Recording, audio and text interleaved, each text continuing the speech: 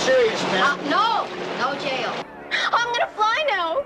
I can do it. I can. I'll show everyone. I want it packaged in pound bundles. Can you deliver? I can do that. Get out!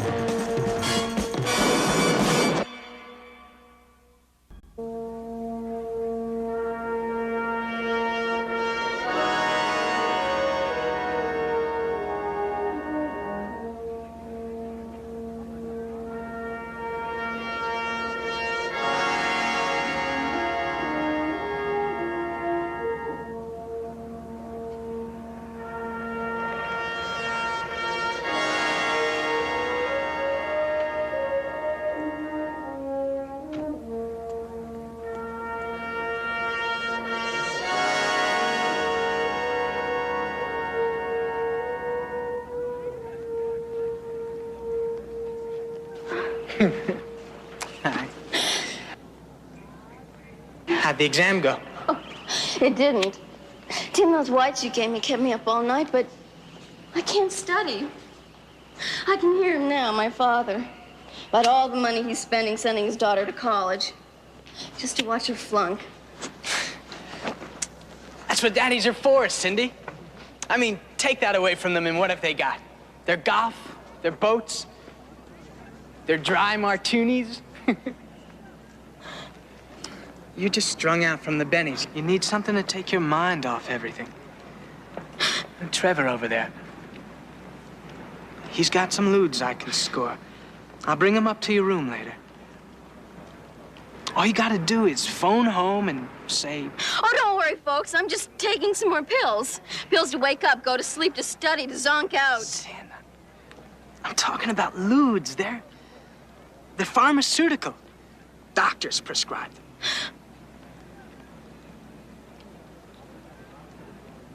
Okay? Okay.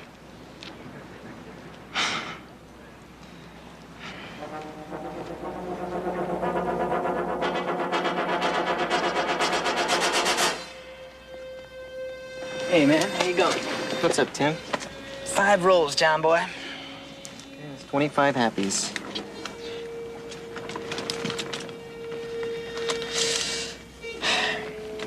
If you need any more, just give me a call. I don't think there's gonna be any action on the phone tonight. My chick and I were gonna be having a good time. Business is looking good, huh, Yeah, Wendy, pretty good. And in digging through these, we found the university reported a very large loss in chemicals last month. I know that, Sergeant Anderson. The professor's as concerned about it as I am. I'm sure he's telling that to your partner right now. Well, the way these kids run in and out of here, it's a wonder they don't take away half the lab with them. Well, is he also telling him about the kind of inventory control you have here? Well, it is somewhat shabby, yes. Shabby. Well, I'd say it's about as effective as a paper umbrella in a hurricane. What do you think? Sergeant, I'm a chemist and a teaching assistant.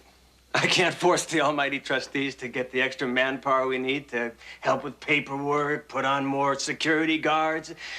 A big university like this is a bureaucracy choked with red tape. I hope you can understand my position, which obviously isn't much of one. All right, well, let's get to these. These are the missing chemicals? Yes, that's right. With the right recipe, just what could you produce with that stuff? A number of possible combinations. Are soporifics among them? Well, the precursors are here. Yes, they are. Mm-hmm. And methaqualone has been flooding every junior and senior high school in this city and this campus. Just last month, 4 ODs were reported to the University Medical Center. Did you know that? I know that, Sergeant Anderson. You think the missing chemicals from this lab have something to do with it? Don't you, Mr. Kramer? Well, it's possible. It's possible. But what am I supposed to do? Buy a cot and sleep here? The professor was just about as much help. He kept saying, what can we do? Yeah, sometimes I wonder what we're all about. What are you talking about? We do what we can. Tomorrow, I mean... Is another day. I saw the movie. Oh, I got a call. The They want me to testify before the legislative subcommittee. Again? Yeah. What's going on here?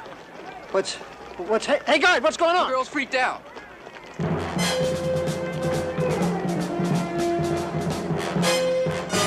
Hey, I'm Sergeant Crowley with the police department. What's the quickest way up there? Follow me. Stay down here, Pep.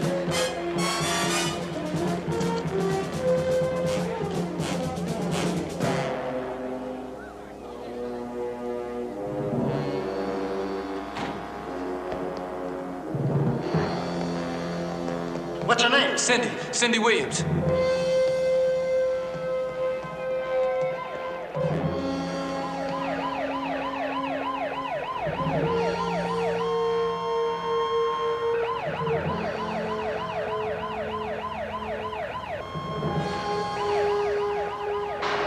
What's the matter with her?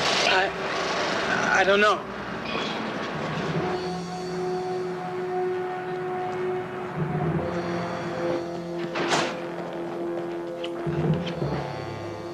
Hold it. Let me talk to her. Cindy? Cindy, don't be foolish, honey. Come on, I want to help you. So come on down, let's talk about it, okay? Don't worry, I can't fall. Don't you know that? You see those birds over there? Uh-huh, what about them? I can be like them. I mean, I can do anything. Well, if you can do anything, Cindy, prove it to me. You come on down here and talk to me, okay? Come on down, talk to me. I don't want to. I just want to float. Daddy doesn't know I can do that. And I can. Daddy doesn't know a lot of things. Let's get out of here. You come down here, and I'll go with you and talk to your daddy with you. We'll tell him about it, okay? Only you got to talk to him with me, okay? They're waiting for me down there. You see, they know I can fly. They believe in me. I believe in you too, Cindy. So, Cindy, come on down and talk to me, okay? No, you're just like my father with your questions always. No, I'm not, Your honey. questions. I'm gonna fly now. I can do it. I can. I'll show everyone. Cindy? Let's go.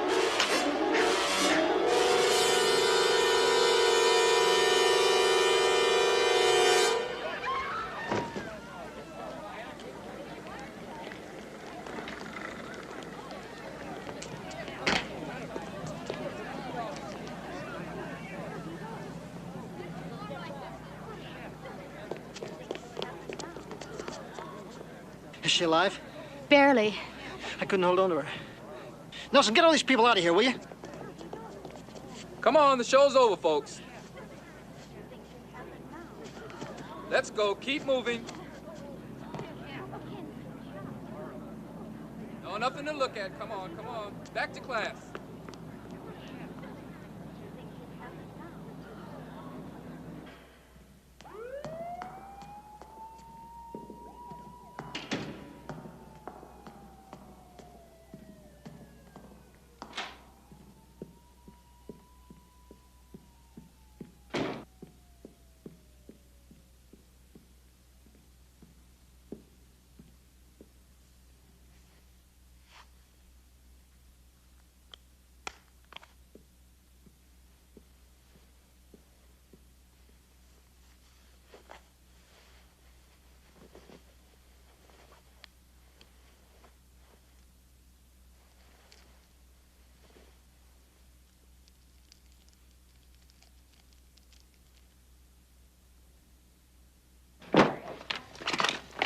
This is the boy I was telling you about. That's the one I saw on the stairs. Tim Mathis and Cindy Williams, our first date. Sergeant Crowley. Oh, Dr. Schaefer, this is Sergeant Anderson. How do you do? How do you do? Did you contact the girl's parents? I finally reached her father at his club. He's on his way over now. Good. Well, there's really not much sense in your waiting around here. It'll be quite a while after the surgery before she's able to talk. She has several broken ribs puncturing a lung. Probable skull fracture. Dr. Jack Serious Matoff, abdominal bleeding. please report to the nurse's station. It's touch and go at this Floor point. west. My major concern right now is the Please report to the administration of third floor nurse's station general west. anesthetics, on top of the high concentration of drugs already in her system. She took a pretty good dose. You've done an analysis. Yes. Your suspicions made our tests go a lot faster. She had near to toxic levels of methaqualone in her bloodstream. Listen, Doctor, if you should see this man come around, would you let us know? Her source? Friend, the boy, we don't know. Yeah. For some crazy reason, these kids think this junk is an aphrodisiac. If we could only convince them it's a killer. Yeah, that'll do it. Bill. Tim Mathis, male, Caucasian, 19, only son of the Crawford Mathis family. Crawford Mathis? Mm-hmm. D, as in high-rise, insurance, real estate, you know. The kid ever take any falls? One, 3 years ago in high school, the usual. Principal caught him smoking pot in the restroom. Counsel and release situation. Who's on the phone? Good news. Lab says you're tracking. You know, those drugs that Pepper found, they have the same chemical makeup and the same pill press markings as the one that's been showing up all over town. Well, that's a start. That's good work. Yeah, but it's only a start. Dr. Gary Ballard, please report to the information desk.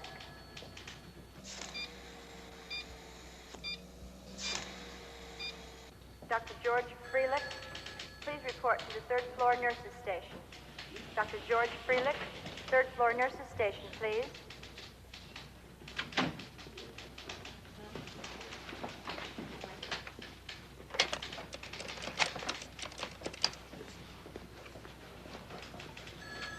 Sergeant William Crowley, please. Johnny, don't let it get to you. It's Mathis who ought to be worried. I mean, he's the one who gave her the stuff. The kid's been a good customer. He should know better than to open his mouth.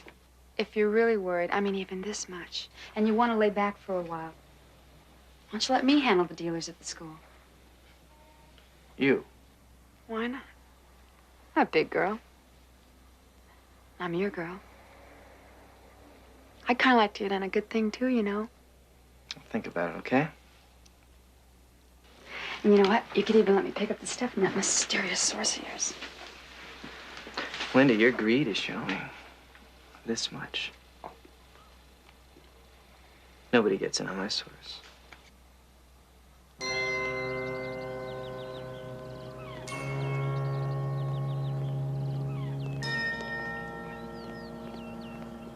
Hey, Mathis. I'm Sergeant Crowley. I'm a police officer. Hey, Joe! Get him! Hey! Hello, Mathis. Get him! Cut him off!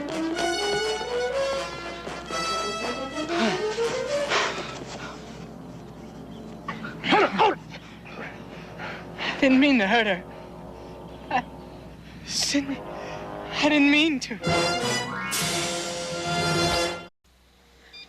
I don't want to talk To a cop? to anyone. Tim wants to see you. Very, very much. Is he all right? He's not in jail, is he? Tim's over at headquarters helping us. He's very worried about you. It wasn't his fault. I want you to know that. But I did. I did to myself. You know why you did it? Oh, because there are times when I want to forget things and And you just don't want to be yourself, huh? maybe I don't know.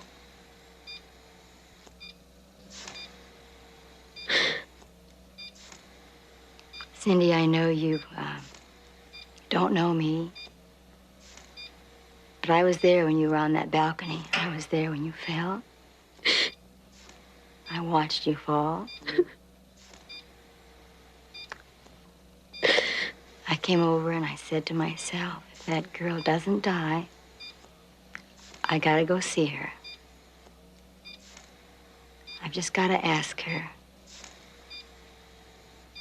why she doesn't want to live. I just want to be alone. Okay, sweetheart. Still nothing is being done about it. Sergeant Crowley, if we did it your way, we'd lock them up, we'd throw the key away on every kid that ever dropped a pill. Now, is that it? That's your smoke screen, not mine, but I tell you one thing. I wouldn't make it easier for him to get it. Look at the figures. The problem's not going away. It's not getting any better. It's getting worse. Kids are being admitted to emergency rooms at a rate double that of 2 years ago. If it is getting worse, will you tell me why the police don't pick up the dealers instead of the mules and the abusers? We're nailing them.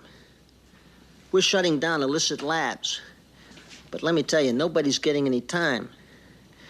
We're arresting the same people maybe 2 or 3 times a year. And I'm talking about dealers, big multi-pound dealers, who post bail, get straight probation, end up back out there on the street before we can finish the paperwork.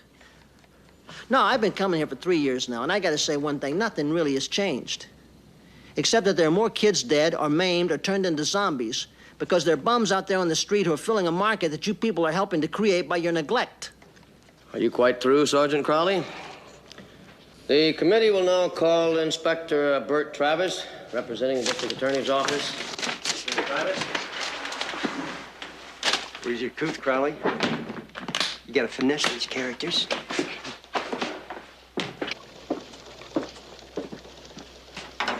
Looks like they got to you again, huh?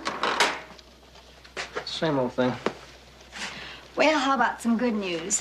Like the dealer Mathis told us about, John Trevor. Valley Narcs nailed him last spring for dealing PCP. Is he a cooker? Nothing says so, but he handles enough to have a good connection. Your idea of working for a lab? Depends if my boss buys the action. What's the action? Well, I've been thinking, how about the Canadian connection, boss? How about that Canadian connection? Here she comes now. Where'd you say you met her again? In that disco on Westmore, the Candle Tree. She hit on me for some lewds. She's one of those upper bracket types, wants to put some life into her pool parties. I don't know. Hey, man, suit yourself. I just thought you might want the business. You want me to tell a lady to get lost? No, I'll talk to her. You wait here.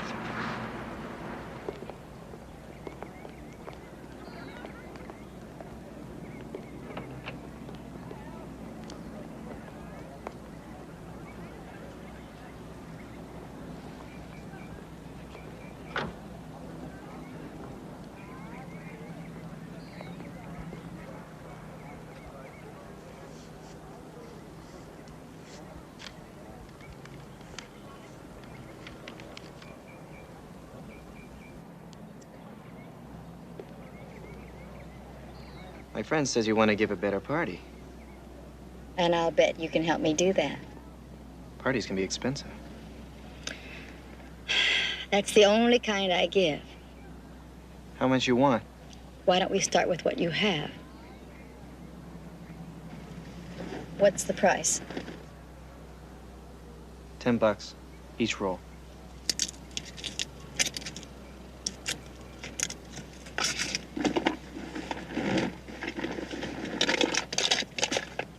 Hey, what is this?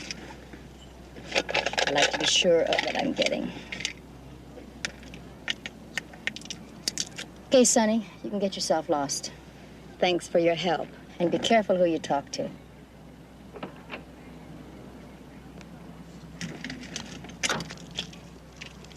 Come on, sugar.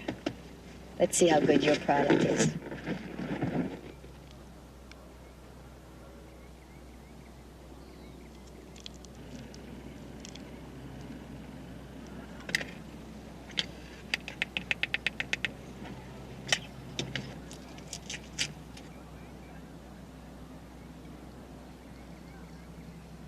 Well, now, that is good. Whoever cooked this really knows his business. What's your game, lady? Jill. Jill Diamond. Yeah, I'll bet. You're real cute, know that? Yeah, Jill. I want to arrange a load. Wherever you get it, tell them to forget the pill press. I want it packaged in pound bundles in powder form. That doesn't sound like any champagne party. It doesn't matter what it's for now, does it really? Can you deliver? To what? Local competition? Believe me, where I'm taking it, there is no competition. My people don't allow it. Why me? Because I found you. And if you read the papers, do you? Yeah, even the funnies. You are cute.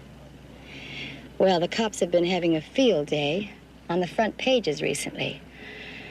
And if you read those, you'd understand why I came down here to find a new source of supply. Down here? Canada? You mean you've been buying from that Toronto syndicate? The one that got busted by the Mounties last month? The load. Can you handle it? How big? Why don't we start with a $10,000 order? Lady, we've been a penny ante operation, but we have facilities and we're eager to please. Yeah, I'll see what I can set up. Call me. You have 1 day, then I'll go somewhere else. I'll be waiting for your call, Johnny. Yeah, okay.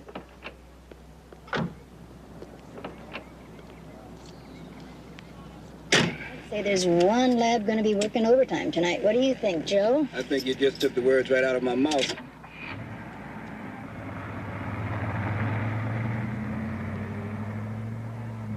Wendy, I have just made the big deal. You call that big? Dealing with an expense account hostess is big? Wendy, that lady is connected. This could be the thing we've been waiting for. What do you mean, we? You mean you and your partner? I gotta make a call. Oh, Johnny, do me a favor and tell your partner I still want some of the action. Huh? Wendy, if this thing goes, you can have every bit of nickel and dime action around here. I won't need it.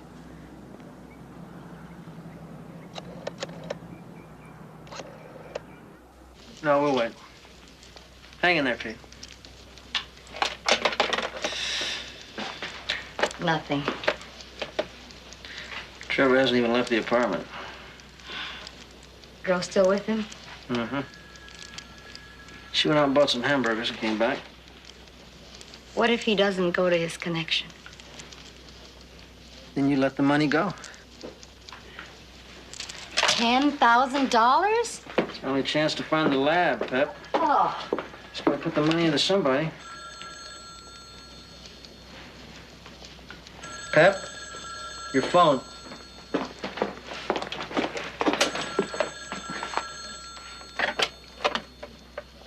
Hello? The load is ready. I'll meet you in front of the Union National Bank Plaza at 7:30. Solo, lady. 7:30. All alone.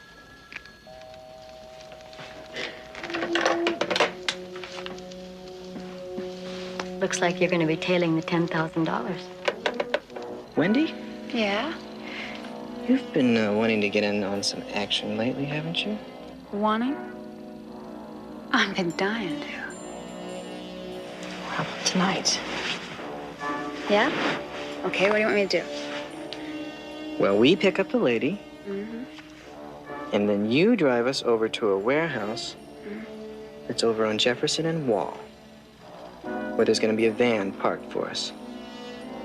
And then you come home. And that's it? Where do you go from there? Well, I get the lady's bread and she gets the dope. And then you and I are off on some pretty good times.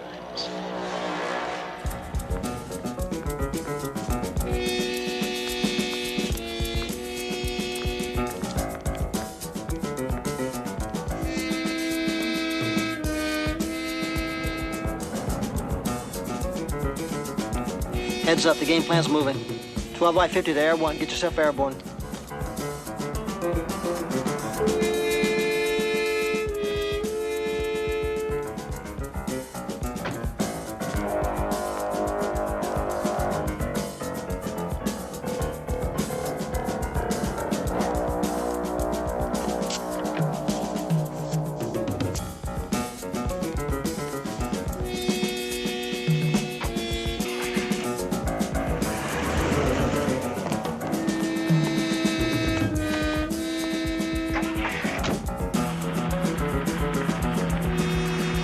You've got the money.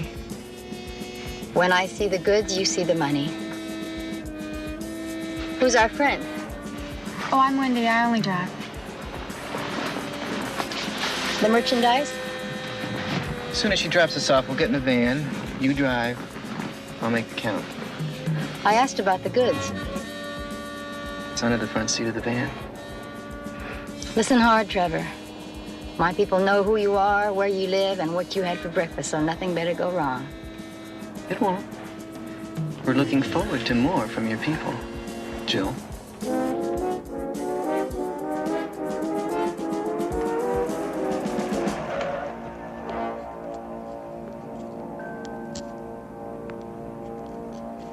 I'll see you back at the apartment. Hey, kid.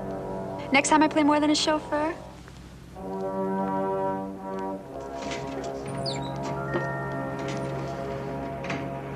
Okay, let's put it in motion.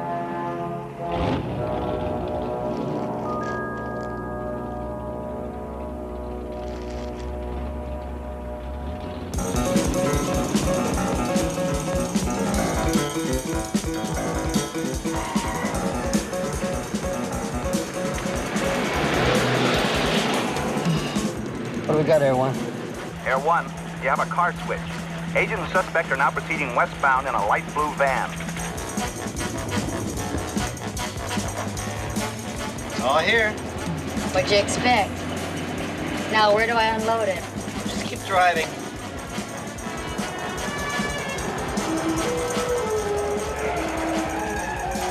Cops! They're all over the place! Surrounded. Where'd they come from?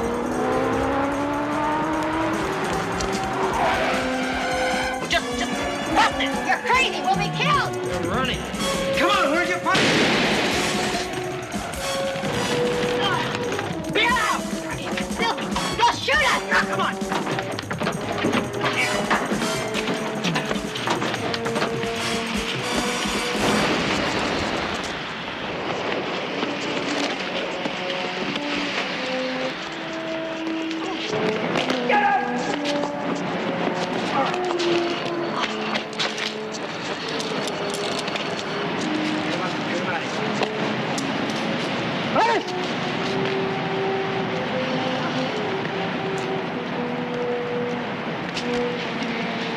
Travis, you want to tell me just what the hell the DA's office is doing out here on the street? What does it look like, Crowley? Make it a dope arrest. Damn about you making a dope case. You understand that, Travis? You want to know something, Crowley? I don't care what you think. Just so happens that It just so happens that common courtesy says if the DA's office is going to be moved to the street, then you notify us. Look, Crowley, I had a tip. The tip says there's a good-sized dope case going down, so I moved. It's my action. Yeah, your action. I know all about your action. The hearings come to town, the papers start playing up dope, so you decide to go out and grab a little extra publicity for your boss. Listen, when is the election coming up, Travis? It's my case. Yeah, but that was out on the streets, Travis. We're the street people, you know that. Like you says, a little courtesy would be nice. Courtesy. Since when has that been the big word around here? Look, the DA investigates what he wants to investigate. It kind of keeps the balance. What's that supposed to mean? Whatever you want it to mean. Look, Travis, I don't know what you're reaching for, but if you got some kind of an allegation to make, let's hear it. Maybe we just figured you guys could use a little help getting the dope cleaned up in this town. So when I get a tip, I move on it. Yeah, we saw how you moved on it. Your dope went up in a cloud of smoke, Travis. You got nothing. Those big-time suspects of yours are going to take a walk. They tried running my roadblock. I call that assault. You had a road full of geeks out there holding shotguns. There wasn't a uniform in sight. Now, how far do you think a jury's going to go with you on that one? All right. Do what you want with them. Next time, give us a call, will you? You didn't tell him that Pepper was in on it, did you? It's none of his damn business.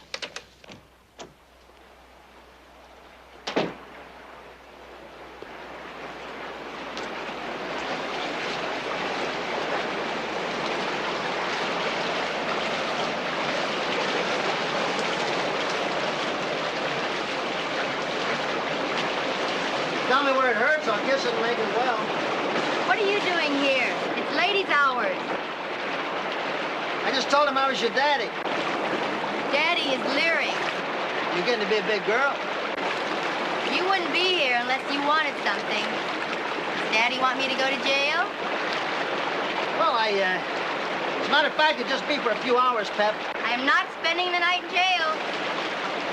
Well, you can't spend it here either, because at 12 o'clock, the little boy cops come in and start splashing around. Okay, at midnight, my pumpkin and I will get out, but not before then. Yeah. Seriously, Pep. Bill, no jail. What if I get you a private cell? Running water, room service, double mattress? I spent 2 nights in jail last month. No. Okay, no jail. Thank you, Daddy. But you still got to show up for that arraignment tomorrow morning. Bill, There's no problem. It's all set. You and Trevor get sprung. Tell you what I want you to do. You tell him you want your 10,000 back from the cops, or else. And then what? Well, I'm hoping his girlfriend shows up with it. Because if she does, I want you to try to spend some time with her alone. I want to find out as much about this kid as I can. Sure you don't want any milk?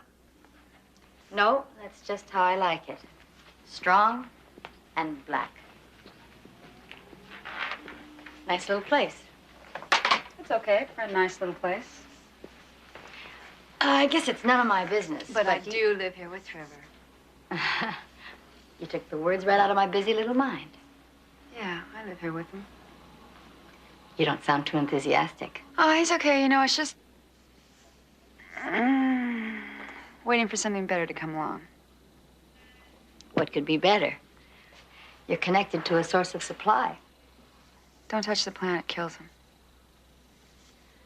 Maybe there's a Canadian outfit that could use me. Well, that would depend on what you have to offer. And what are your people looking for? We are looking for a good source of supply. You have any leads? Johnny's the only source I know. But your people are gonna need a mule. I mean, there's going to be more than one buy, isn't there? Well, that depends on your roommate. If he can survive all this, too much has gone wrong already.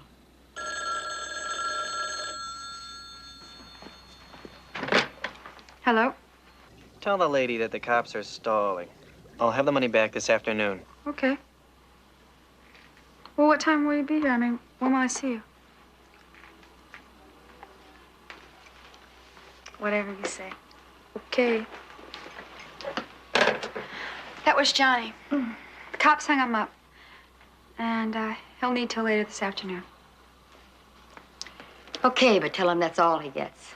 I better be going. Oh, can I give you a ride or anything? No, not this time. Just tell your roommate. That's all he gets. Right. Say, do you think that you can have a batch together in time? Oh, put that out, you idiot. This is ether. This whole place could go up like an atom bomb. Look, we don't want that lady to get past us. I mean, she could be the biggest thing that... She could be, maybe. And maybe not. Something went wrong, Johnny. There's a leak. Who knew about the buy? Just the customer and Wendy. Well, now, that's 2 possible leaks right there, isn't it? Oh, come on. I want them tested, Johnny. Both of them. Then we'll talk about a delivery, Understand? Okay.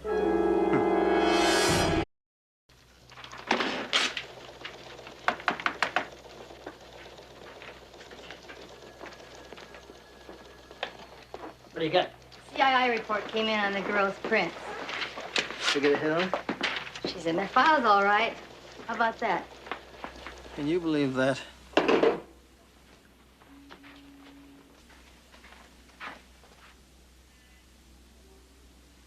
You going out, Johnny? I won't be long. Oh, I don't want to be here all alone. I said I'll be right back. You going to make the deal with the lady? Yeah, the deal. Don't you want me to drive again? No, you be a good girl and stay here. I'm gonna meet the lady over at the Trojan Horse Bar. We'll do the deal. And then I shall return, as they say. And I will be waiting.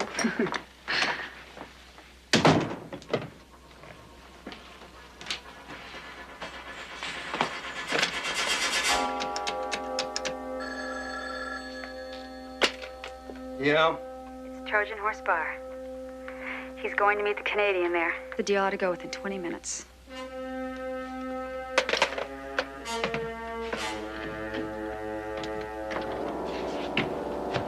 I'm really disappointed, Wendy.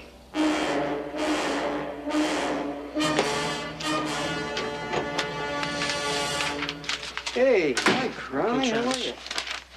Trevor's girlfriend. She belongs to you, right? CII shows her prints as an applicant for a position in the DA's office as an investigator. Now, is that right? Yeah, so what? I don't believe you, man. Is that election so important to you that you'd turn a young kid like this into a shack job for some punk dope dealer? Hey, hold it. When you take over here, you can question my tactics. Until then, bug off. You're stepping on my case, so you bug off. You getting my message? I'll tell you what, Crowley. Why don't you just tag along and watch me take Trevor and the Canadian Connection? They're about to fall, Crowley, and fall hard. There's nothing set up for the Canadian. Who told you that? My undercover told me just now. Then she's in deep trouble, Travis. What are you talking about? There's no meat for the Canadian. I know because she's my undercover, Sergeant Pepper Anderson. You and your glory grabbing. Why couldn't you just work with us, Travis?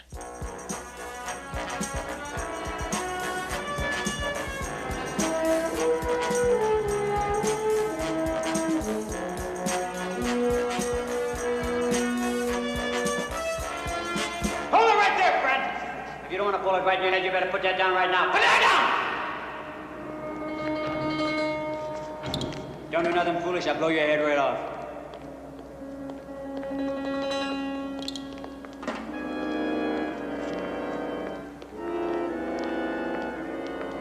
I think maybe you'd better explain. Look, I wasn't taken off with your bread. I just got it from the cops 2 hours ago. He's lying, Jill. Let me do it to you. No, look, I know the reason we got nailed the other night. It's her, it's Wendy. She's been in bed with the cops. I caught her, I set her up. She's a snitch. What do you plan to do with her? Dump her in the river. There's nothing else to do. What's the matter?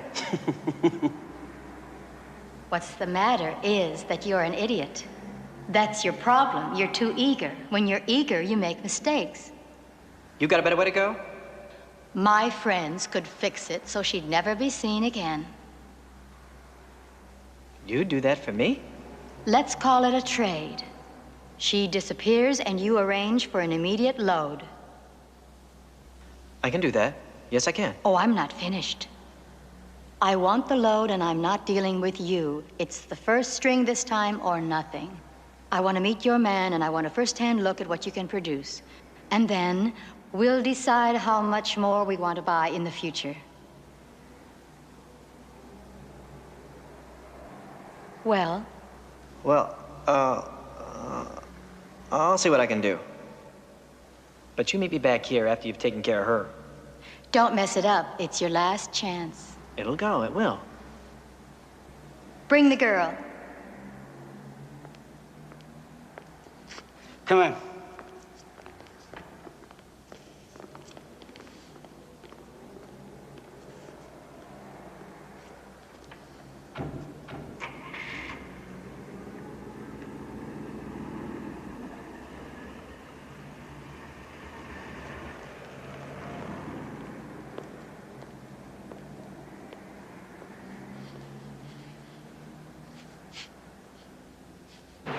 Look, he was lying. I swear he was lying. I swear. Take it easy, kid. Here you go. By the way, we're friends. This is Investigator Oyster. And my friends call me Pete. Oh.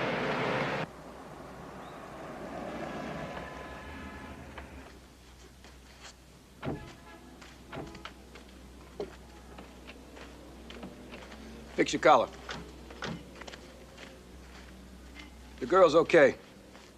I can't say enough. You don't have to say anything. But you can listen. This is your first assignment, right? Yeah. Well, next time, just be yourself. Use your head, not your body. I know, but Travis said... And he's the last person you should listen to, the one who's going to get all the credit, no matter who he steps on. What about the meeting with the man? We don't know yet. Travis used you. A policewoman never has to prostitute herself to make an arrest.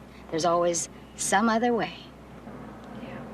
And by the way, just think how it would look to a jury if you ever had to take the stand.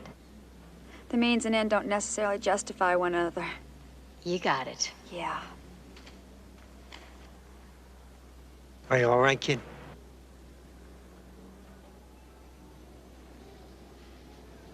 I'll see you when you're through. And working with a creep will get you in deep every time.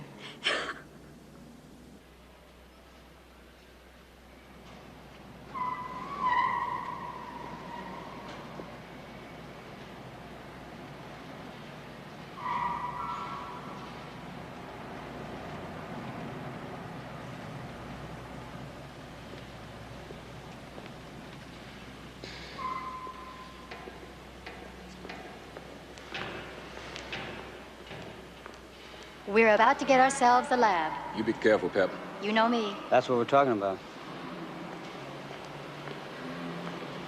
Is it arranged? My man's agreed to give you a tour. Good. Let's go. One hitch. What now? It's not my fault, but he wants the location of the lab to be kept secret. And he wants you to come alone and with a blindfold. Now, wait a minute. We didn't. That's all right. But now, You got yourself a deal. Jill. The money. You got the money? we got it.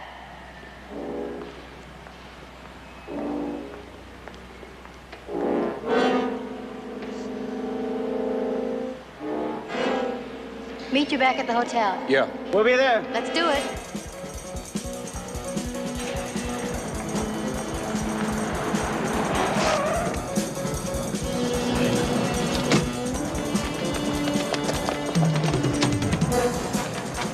Bill, get it up in the air quick. Cut through the crooks alone.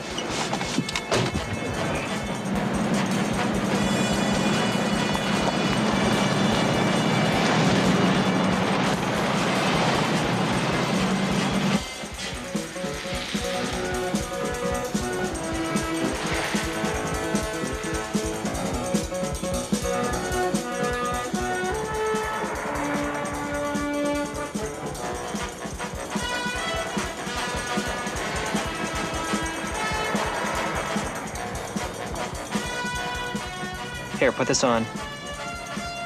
Why? That's part of the deal.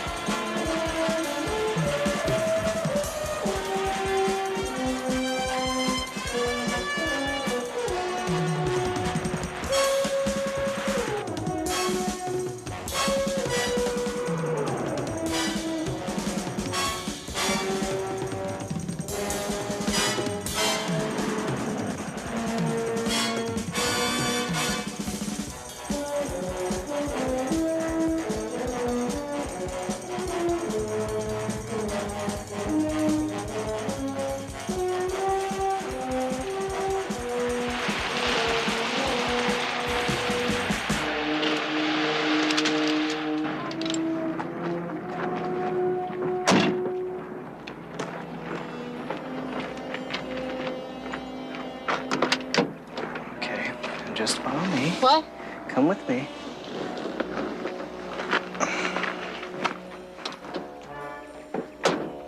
Here. Where are we? Never mind, just stay.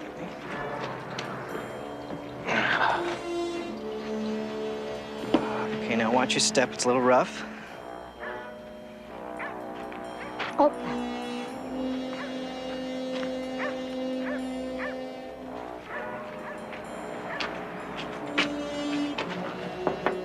You in there? I'll be right with you. And don't light any cigarettes. Well, you can take that thing off now. He's at the ether stage. Why don't we wait a minute? Good idea.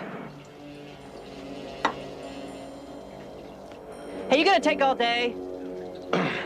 I'm coming. You caught me right in the middle of a batch.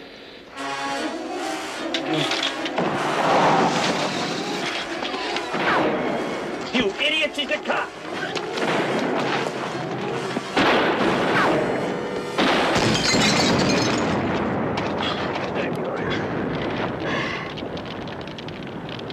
So Dr. Schaefer says I should be out of here by next week. That's not all he said.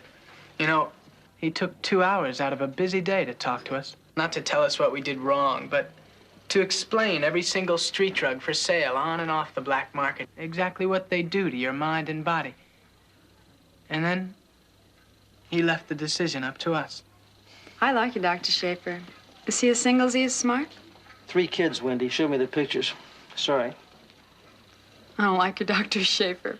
How's that for a brief romance? I think it's about time we left you two alone. Sergeant Anderson, Sergeant Crowley, before you go, I want you to know that, well, my body may be in crummy shape right now, but, well, my head's cleared up, and it's kind of nice to think straight for a change. Thank you. That's what we're here for. Goodbye.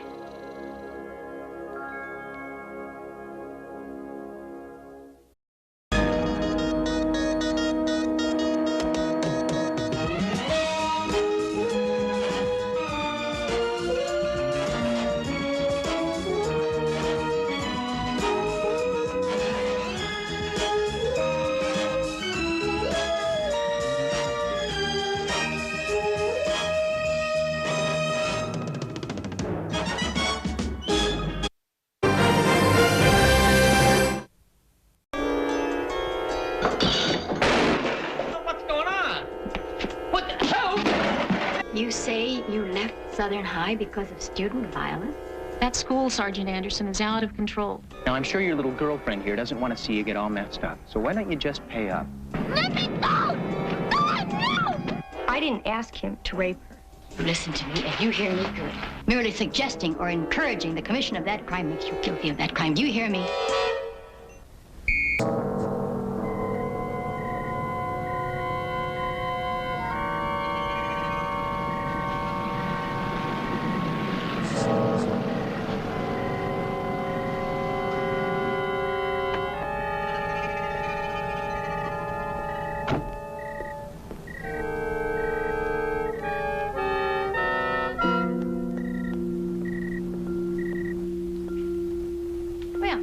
Should do it. I've been on some strange diets before, Mrs. Vaughn, but that takes the cake. Oh, there's nothing like a visual aid. You think the class will like it, Linda? If it helps them pass your next quiz, they'll love it. Oh, 8:35. It's later than I thought. I really appreciate your staying to help me with this. Oh, my parents know I'm here. Anyway, I didn't want to leave before we were finished.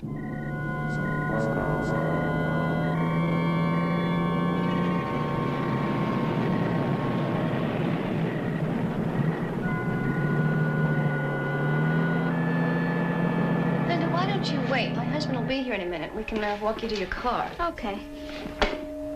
Does he pick you up every night? Almost. What's his name? Frank. Frank. What's he like?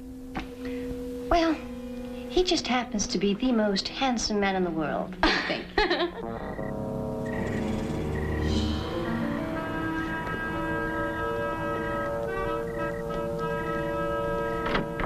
You have a boyfriend, don't you, Linda? Sure do. Well? Well, what? Aren't you going to tell me how handsome he is? Oh, he will be when he's older. Right now, I just say that he's cute. I know what you mean. When I first met Frank, he was just that.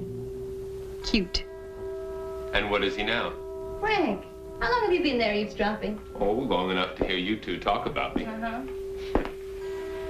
Who's this? Thanks a lot. That just happens to be a masterpiece of biological engineering. Oh. Well, it's, beautiful. Oh, Linda, this is my husband, Frank. Frank, Linda Burke. Hello. Hello. Ready? How was your day? Fine, for a change. Good. And Connie Marquez, she okay? I don't know. I haven't spoken with her this week. Well, ladies, I think it's time to go. Adios, Alphonse.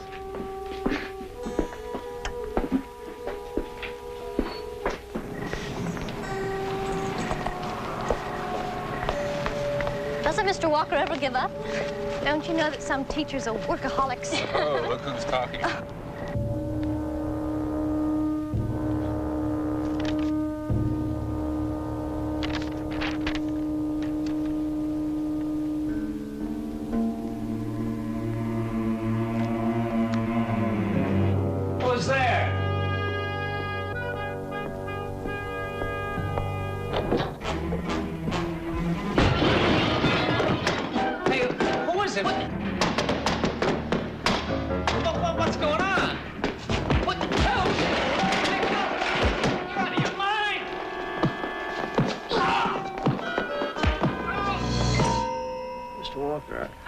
was hoping you could identify or at least give me a description of who did this to you last night. I didn't see a thing. They knocked out the lights. There was more than one individual.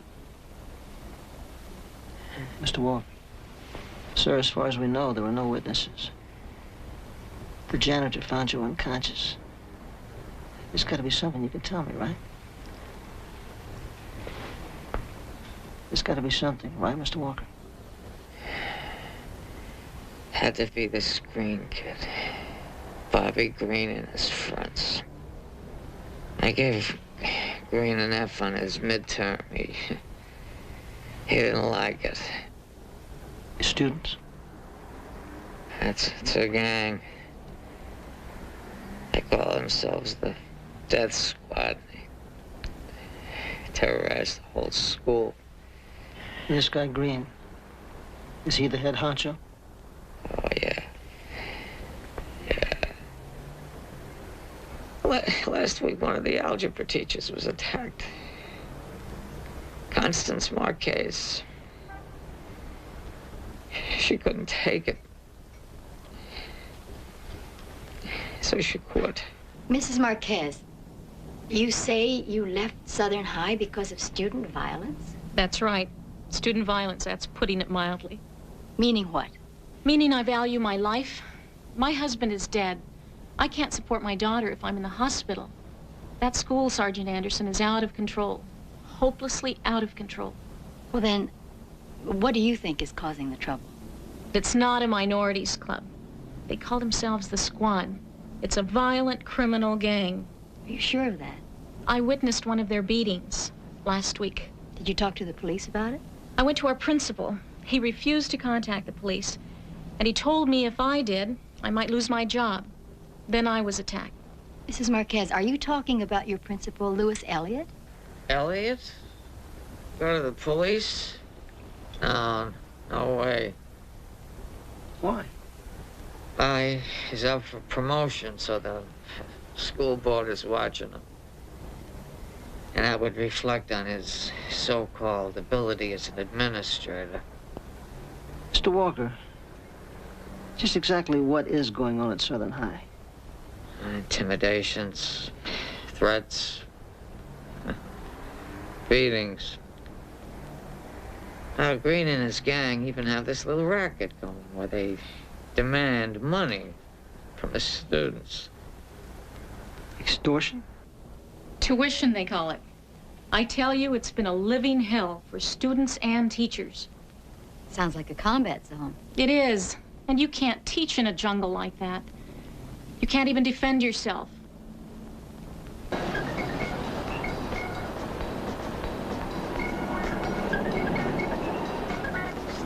I hope you're hungry. I got 2 Mega Bigos. Johnny, I told you I would.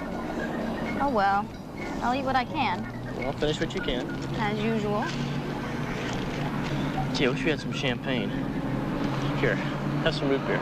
I'm celebrating. You got the job at the diagnostic center. Oh, that's wonderful. Isn't it? I even get a commission if I get my friends to bring their cars in for work. When do you start? Next Monday after school. Well, gee. With all that money you'll be making.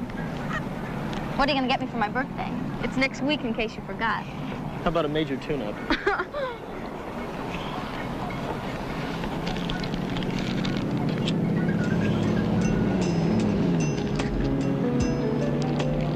What's the matter?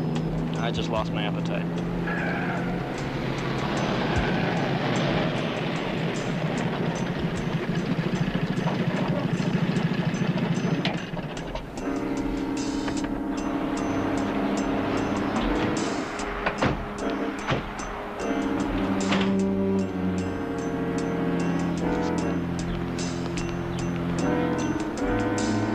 Matthews, where you been? We've been looking all over for you.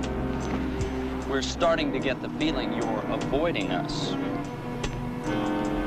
I owe you nothing. Wrong, buddy boy. You've been late with your tuition. Look, Matthews, I'm trying to be a nice guy. Now, I'm sure your little girlfriend here doesn't want to see you get all messed up. So why don't you just pay up? Buzz off. This guy just doesn't learn, does he, fellas? Well, I guess we're just going to have to teach you, Matthews. Hey, Bobby. You hungry? Yeah, as a matter of fact, I am a little hungry. Green, you're a scum. How'd you like to get cut? Bobby. Cops.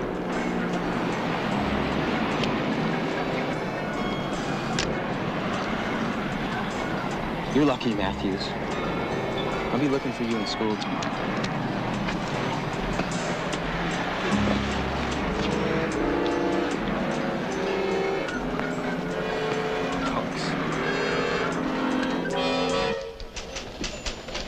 Okay, hotshots. You got what you wanted. The department okayed your plans, and the superintendent of schools is making all the arrangements. Well, that's more like it. And nobody at the school knows anything, right? Except for Walker, he'll be working with us. And the chief went along with your idea about Walker. You'll be his substitute. Use the name Colleran. Bill Colleran. Gotcha. And Pepper, you will go undercover as an assistant school nurse. All right. Use the name Evelyn Gordon. Right. You know, we already got a good idea who the troublemakers are. Yes, and Joseph and I will be with Walker so we can sort of keep an eye on him. Bill, let me remind you of something. Mr. Walker teaches current events. And I suggest that you brush up on your current events. If I get too smart, I might make captain. Pepper? I know. Brush up on Band-Aid. Right. Oh, George, you wouldn't believe. I saw Midge Bellamy at the club this afternoon. Oh, that'll be all. Thank you, Bonita. She and Martin want us over Tuesday evening for cocktails. It's sort of a bon voyage party for us. What time? Oh, 7-ish, I think. I'll try to meet you there later if I can. Oh, you'll try. Well, thanks. I'll try, Helen. I said I'll try. Now, didn't I? Oh, really? I am so tired of meeting new places. Can't you get away from that office like normal people do? Why can't we ever go anywhere together? Do you have any idea how embarrassing it is for me to have to tell people, oh, George will be along any minute. He's working hard on a divorce case, but he'll be right along. God, people think you're having an affair or something.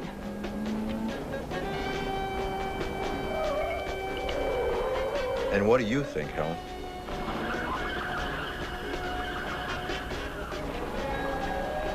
I simply think you're working too hard. Of course I work too hard. I have to work hard. Do you have any idea how much money this family spends? Next week, you and I are flying off to Hawaii for the 6th time. Do you know what it's costing me? Just so you can tell your friends at that club that you've been to Hawaii 6 times? Please, not in front of Bobby, George. How much will it cost, Dad? More than it cost me for that van of yours, I'll tell you that. And speaking of that van, remember that quadraphonic setup that you wanted? Mm-hmm. Well, forget it. Anybody who makes an F in civics doesn't deserve one. And turn that thing off. George! I've warned him about his grades. Never watches a news program. Civics, mind you. Hell, all he has to do is pick up a newspaper once in a while. Even your mother reads the newspaper. Don't you, dear? Well, yes, certain sections. Where are you going? Out, where it's quiet and peaceful.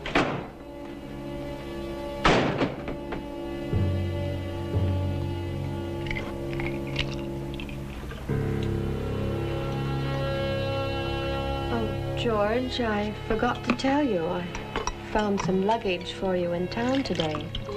It practically matches mine.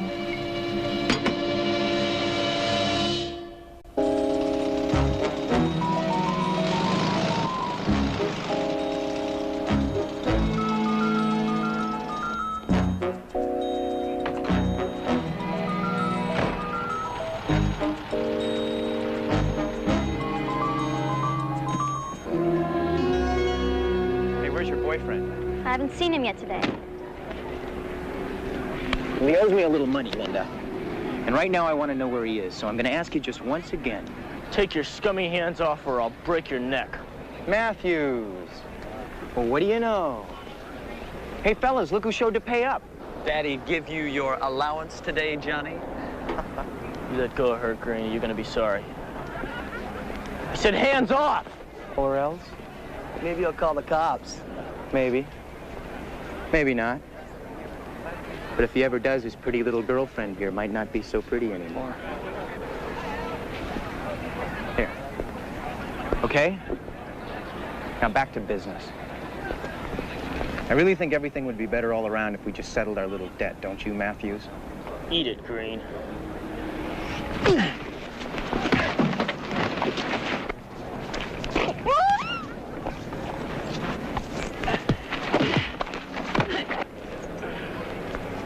Now, I really don't think you'll have any problems, Mr. Colleran.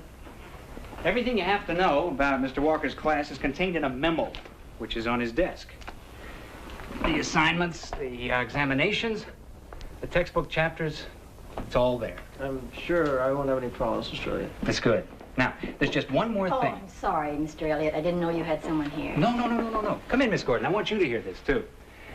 Miss Gordon, this is Mr. Colleran, our substitute civics teacher. He'll be filling in for Mr. Walker. Mr. Colleran, this is Evelyn Gordon, our new nurse. How do you do? How do you do? You're new, too, huh? Started today. How about that? Sit down. What I want to say to both of you is this. I expect a lot from my faculty and from my staff. I expect you to handle any problems from your students yourselves. Remember, this is a public school. It's not a counseling service. This is not a therapy clinic. And if a situation should get out of hand? Just bring them to me. I'll handle it personally. What disciplinary steps can be taken? I think that pretty much depends on the student. Now, the important thing to remember is that any problems at Southern High are handled at Southern High. We don't want any outside interference. It would only complicate what we're trying to accomplish here. And that is? To educate the students as quickly and as efficiently as possible. Now, we take a practical approach. You realize that we cannot teach all the students. We merely provide them with an opportunity to learn. And if they don't take advantage of that opportunity, then we give them passing grades until they either quit or graduate. Is that clear? I know you won't tell me what really happened, but please don't bother yourself. I won't ask any more. I couldn't stop them. I couldn't do anything. Of course you couldn't, honey. Your boy here couldn't stop him. I'd hardly expect you to be able to. Will he be all right? He'll be fine. But I'd feel much better if you take him to the hospital and have x-rays. Oh, no hospital. All right. When you get home, before you go to bed, soak in a hot tub of water. You hear? Okay, now go. Thanks. If you two need somebody to talk to, you know where to find me. Okay. Those kids. What happened to him?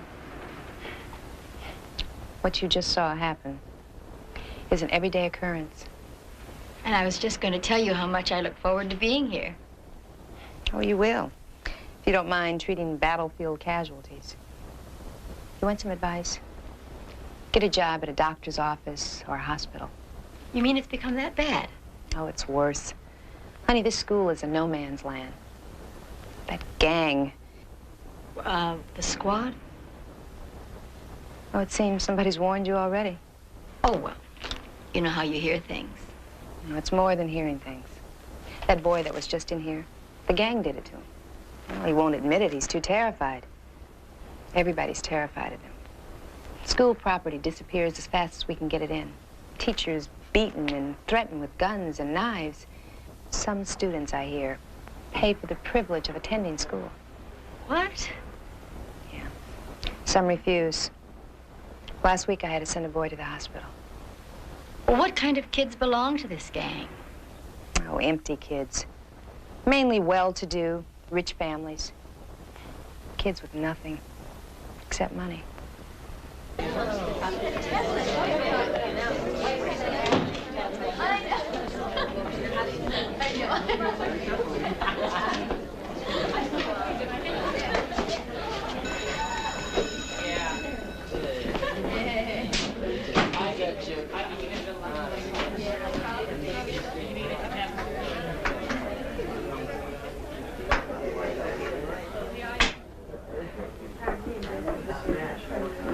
Okay, you want to take your seats, please?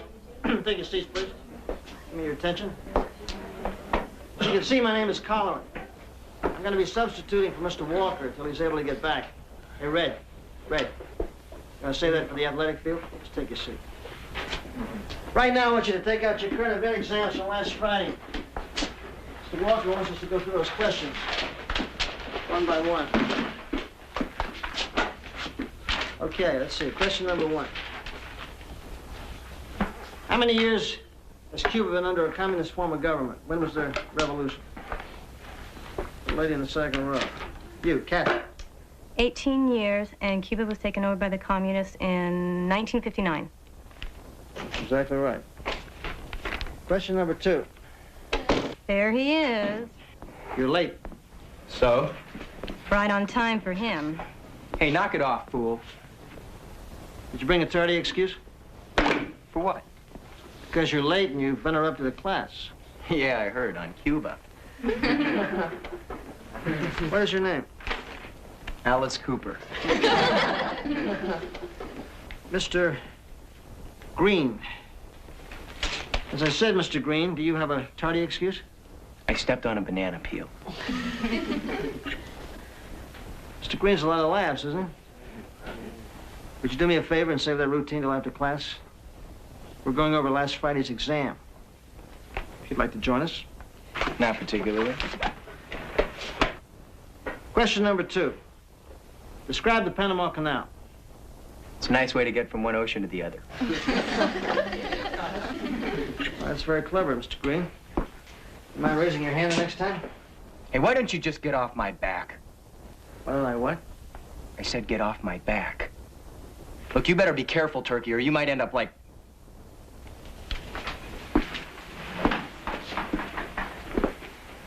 Yeah? I might end up like who?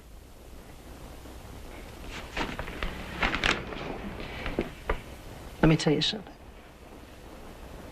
Now, I see that you and I are not going to be the best of friends.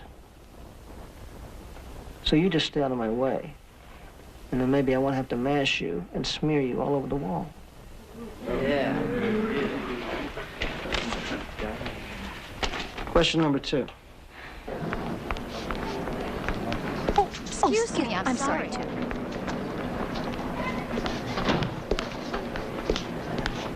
Hello.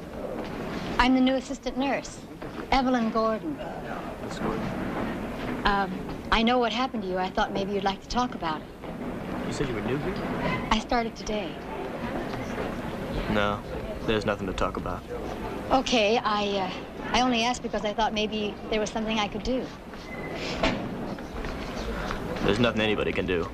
You'll have to excuse me, Miss Gordon. I'm late for class. Beverly Quill. Charles Brody. John Brewer. Andrew Goldman. That's it.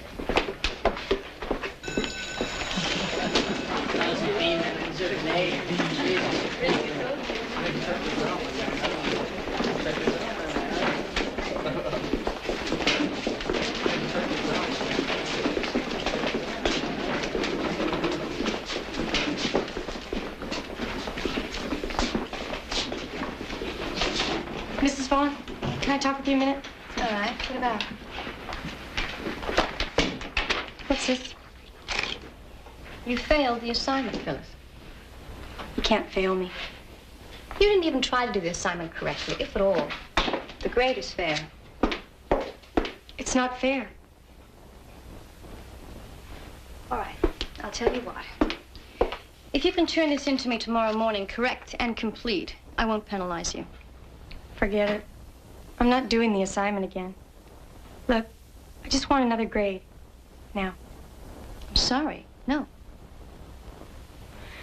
Mrs. Vaughn, see, this grade is the grade that I need to graduate. And my parents are planning on buying me this really nice car, too. You don't want to screw all that up. Please? If you don't graduate, Phyllis, it will be your fault, not mine. Now, if you want a better grade, you are going to have to do the assignment over again, and that's final. Okay, look, you know what you can do with your stinking assignment anyway. But, when a certain person finds out about this, I think you're going to be sorry. Well, I think you're going to be damn sorry, Mrs. Vaughn. Mrs. Vaughn, this is a D. I want an A. You must be mad.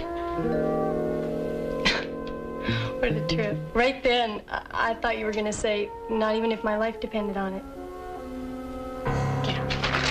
Get out of here.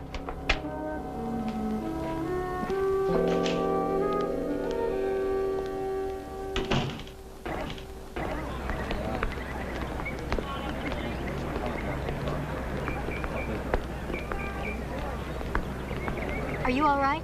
Yeah, I'm fine. You sure? Didn't I almost mow you down in the hallway? Yep, I'm the one.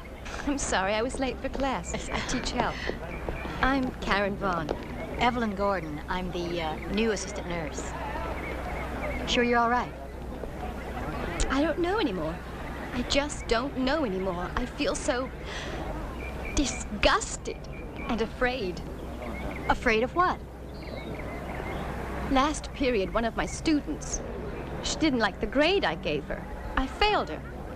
She threatened me. I was afraid, so I changed the grade to a D, and do you know what she wanted? An A. I mean, she demanded it.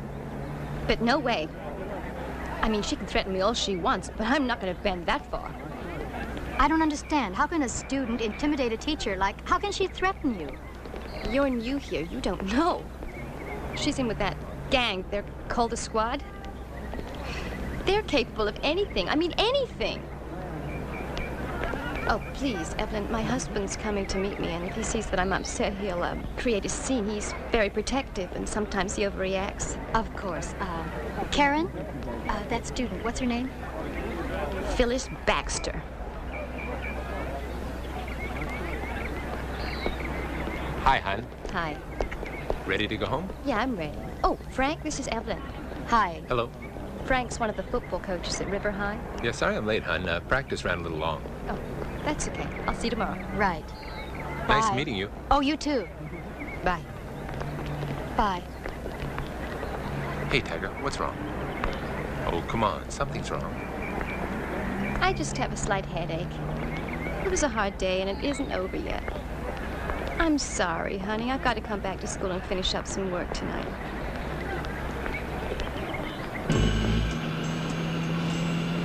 Oh, hey, there's a nice looking van. I was gonna get a van like that myself once. Hey, that's him. That's Green. The two guys with the girl are Gaines and Evans. Who's the lovely looking little lady? That's Green's girlfriend. She was in my class once. Oh, impossible. Well, she's sure riled up about something.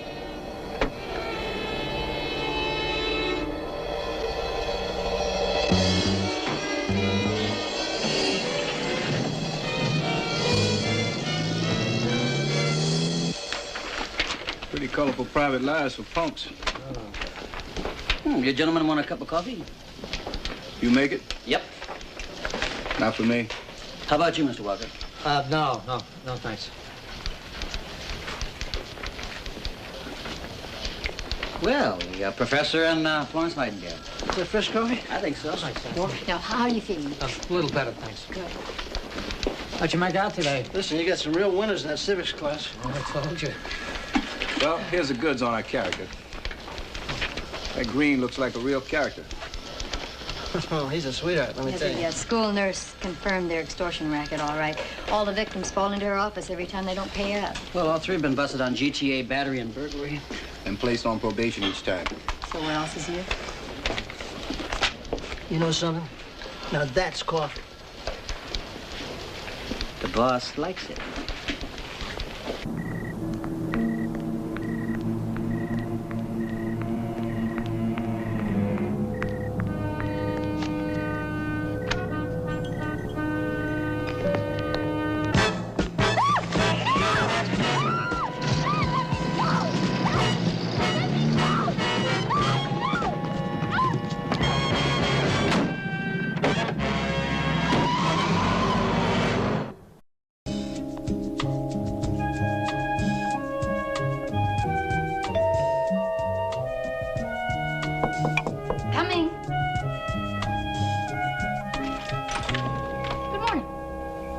not dressed? I am dressed. All I gotta do is change. How come you're so early?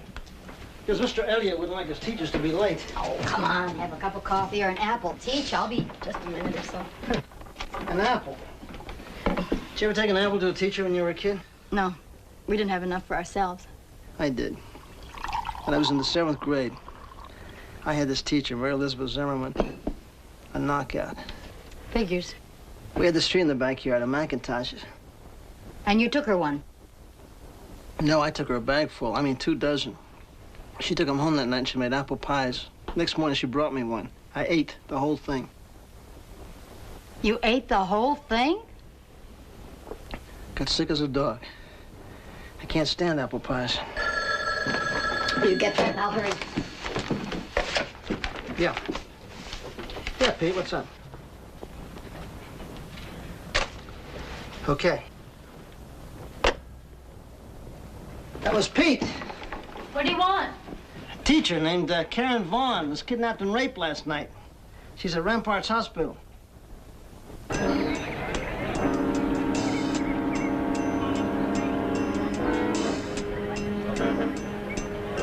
Hey.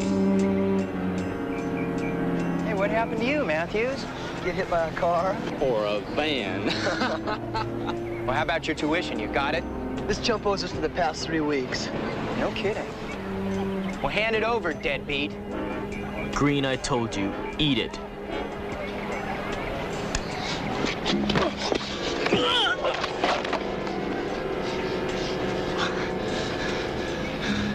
Someday you're gonna get yours, Green. Hey, I already got mine, dummy.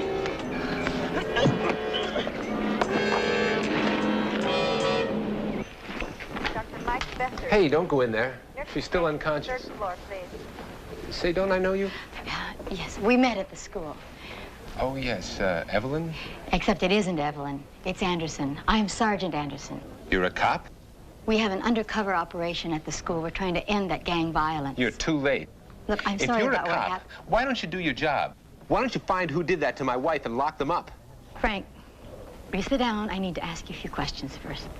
Dr. Jack Matoff, please report to the nurse's station. What do you know about what happened last night?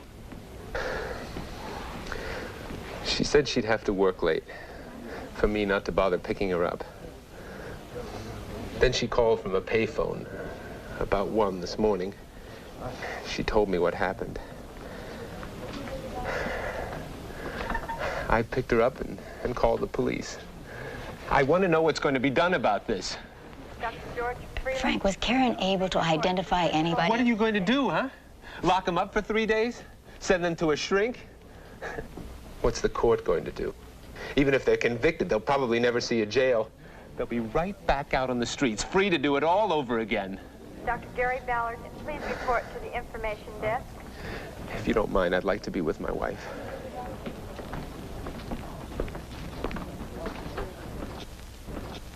What is the meaning of infiltrating my school, carrying on like the CIA, without my approval or consent? Would you have given your consent, Mr. Elliott? I think you'd have tried to stop us. It is my job to maintain order on this campus. I don't need any help from outsiders. Elliot, if you'd been doing your job instead of looking for a better one, the police wouldn't have had to be here in the first place. We think someone in this school raped Karen Vaughn, probably a student. What? That's ridiculous. Her car was left in the parking lot. Karen Vaughn worked late. It could have been anybody. Why are you fighting us, Mr. Elliott? I'm not fighting you, Sergeant. I just don't see any need to make a big thing out of this. What you mean is you don't want the publicity. No, that's not it at all. That's exactly it, Mr. Elliott. You're afraid of the bad publicity even at the expense of people's lives. Mr. Lawson, about what time did you see Karen Vaughn leave the school building? Oh, it was about 11 o'clock, I'd say. Was she alone? Yeah, she was alone, as far as I know.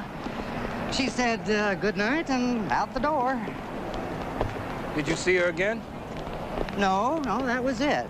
But I did hear some kind of a truck or something. A truck? Did you see it at all? No, I just heard it. As a matter of fact, it was shortly after she left that I heard it zoom away.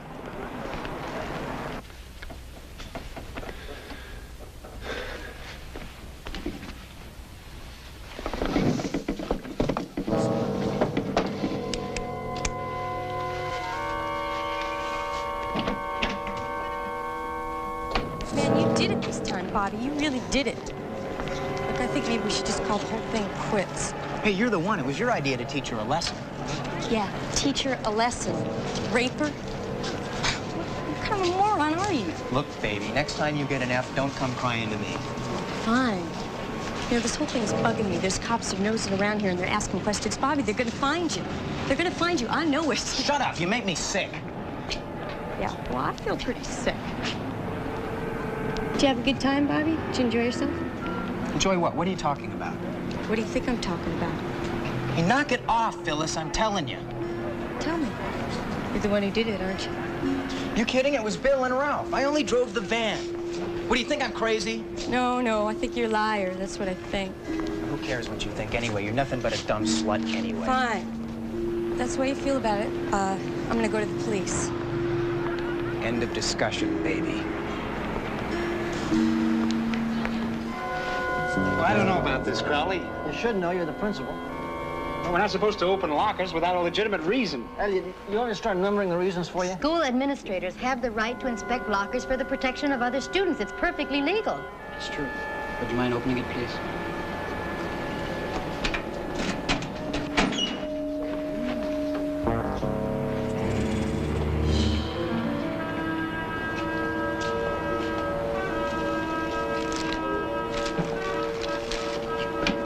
Jackpot.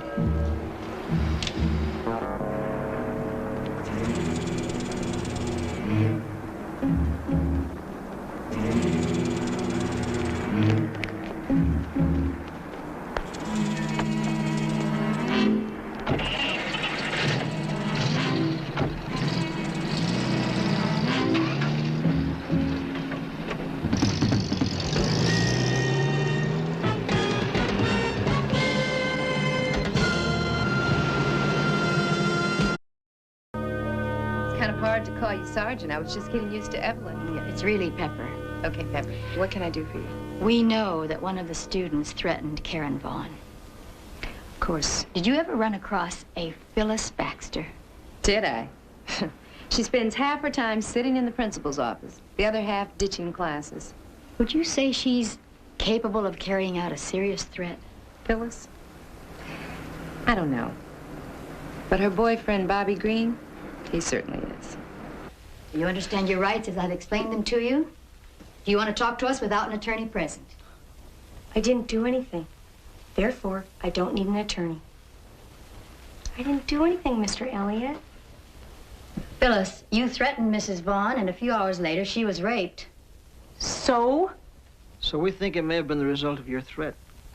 Well, that's crazy. Look, just because the woman gives me an F on my assignment, I'm sure I'm going to arrange to have her raped. Sure bet. Really terrific, you guys.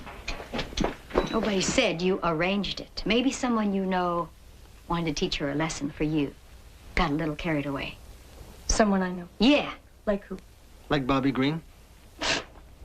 What a jerk. He's your boyfriend, at least. That's the impression everybody seems to have. Yeah, well, that impression is history. See, he was. Big deal. What him and his friends do is their business, not mine. I don't know anything. I think you do, Phyllis, and I want you to tell me right now. Right now! I'm not afraid of you. You listen to me, and you hear me good. You don't have to directly commit a crime. You don't even have to be there. Merely suggesting or encouraging the commission of that crime makes you guilty of that crime. Do you hear me? I hear you. I hear you. Oh, listen. See, I don't understand all this talk at all. Then maybe you can understand this, Phyllis. If you have basic knowledge of a crime, and you aid or conceal the person who committed that crime, then that makes you an accessory, Phyllis. You understand that, an accessory? I understand that.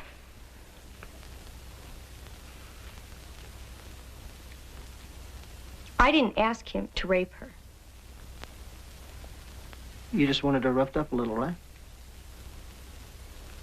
A little. Bobby didn't do it. Bill and Ralph did it. Bobby was driving the van. He told me that. He told me that.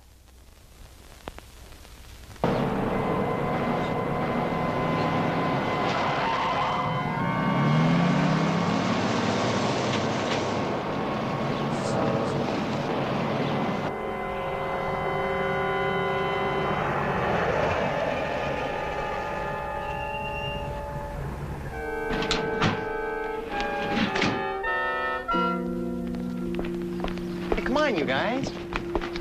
Hey, how did you know they had Phyllis in Elliot's office? I just know. Hey, Phyllis was really hot about you and Mrs. Vaughn, Bobby. Ah, she's a mess. So let's cut it out, all right? Want some Coke? Where'd you score that at? Larry Schultz couldn't come up with his tuition, so I grabbed this instead of payment. All right. Where'd he get it? Ripped it off from his old man.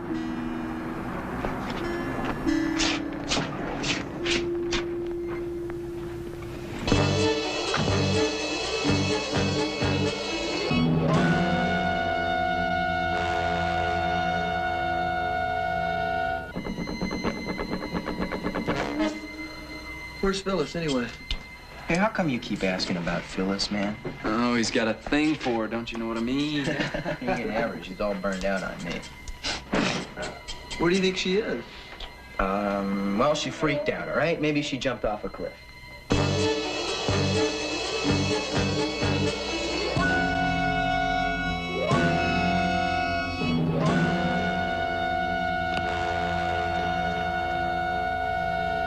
You know, this stuff is really piling up around here, man. I mean, it's great that you live in a guest house, but, well, don't your parents ever come back here? My parents. You know how long it's been since they've even been in the backyard? If they ever came out, they'd probably fall in the pool. Yeah, but still, Bobby. All right. If it'll make you feel better, when my parents split for Hawaii, we'll move some of the stuff out, all right? Sure. All right. Hold it right there. What do you want? You three creeps got my wife into that van, slapped her around until she was practically unconscious, and then one of you raped her. Now, I want to know which one, or I'll kill all three of you. Yeah, you're full of it. Go! He means it, Bobby! You bet I mean it, punk. Well, what if we won't tell you who did it? Bobby! If the one I want speaks up, the other two don't have to die. Now, what about it, huh? Hey, it's all the same to me. 2 for 1, a real bargain. Tell him, Bobby, you're the one. Why should Billy and I have to die? Well done, Billy boy, well done. So you thought you'd avenge the little woman, eh, big man? Well, too bad. Oh, well, it'll be a noble way to die. Go! Yeah. Now, get over with him, traitor. Move it! Bobby. Well, what now? Well, what do you think, Billy boy? Him too? You got it, friend. Well, how? We'll drive to the desert. That's where we can lose the bodies. I'll pick him up and get him into the van. You two.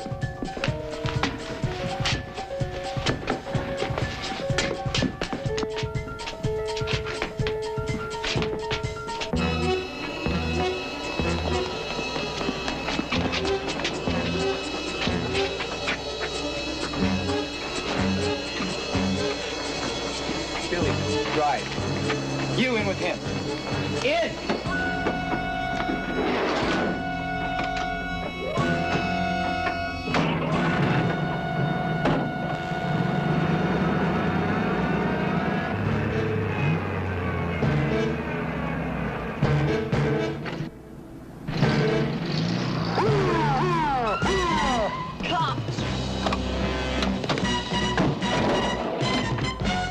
Hold it! Come on with your hands on top of your head. Hey, no! Get him on the back! All right, come on, get him on, we're in this. Let's go. Get up.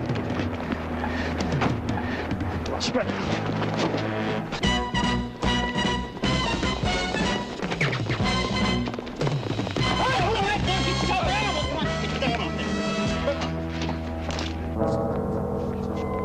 We'll take this turkey with us. Joe and Pete will take those other punks in the black and white.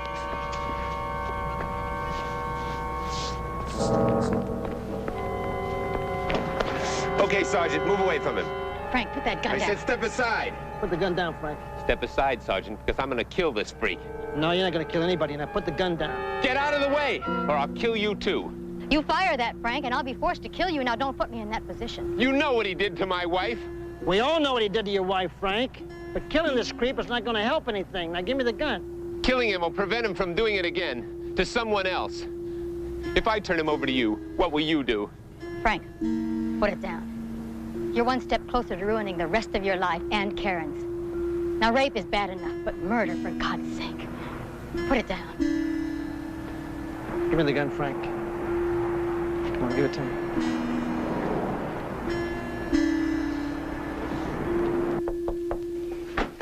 You ready home? What a surprise. Hi. Hello. Visiting hours over? Oh, we sneaked in. She's got connections with the nurses now. Yeah. We just had a minute. We thought we'd stop by and say hello. Thank you.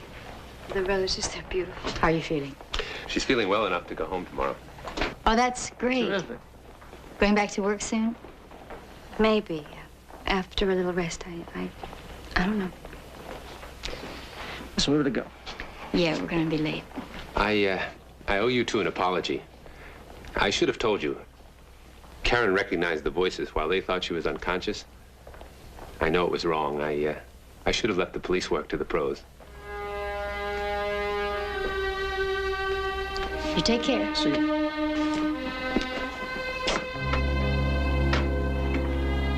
Why didn't he tell us what he knew? I mean, I don't... What is it with you men? You always want to be heroes. Oh, that's basic instinct, Pepper. See, that goes back to the caveman days. I mean, if a guy wanted something, he just went out and got it. You know, if he wanted a woman, he went out and grabbed one by the hair and dragged her home. What are you trying to say? I'd like to take you to dinner.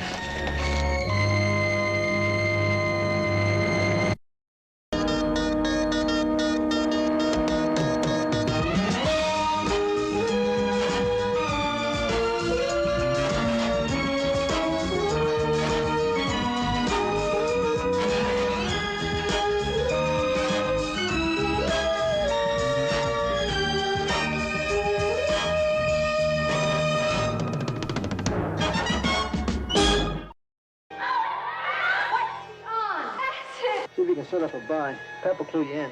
Narcotics. I've been working undercover there for 3 weeks. Revert. Man, I'll pay up. Well, he already paid you. Okay, what's going on in here? Maybe we better teach you a lesson. I was at the stadium when Jerry Cook was killed. That night he called me. He was afraid of the people he was working for. Help!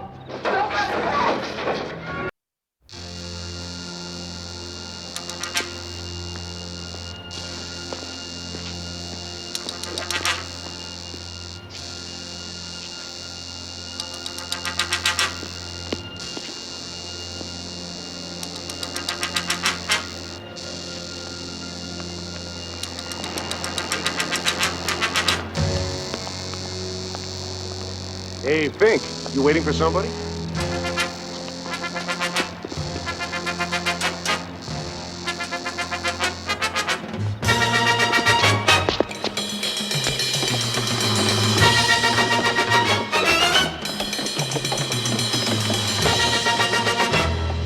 Wait a minute, Jerry. Just be cool, man. He just wants to talk to you, that's all. Yeah, I just want to find out why you're trying to fake out on us. I'm not. And why are you standing out here all by yourself? I'm just goofing around. Oh, don't lie. I swear, Mickey. I'm just gonna have to teach him a lesson. I mean, what happens to finks and liars?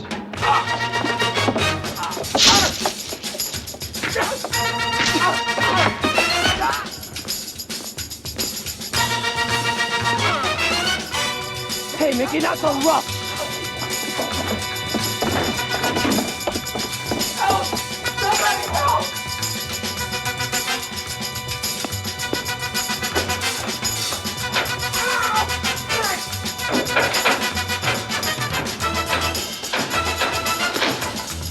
Gary?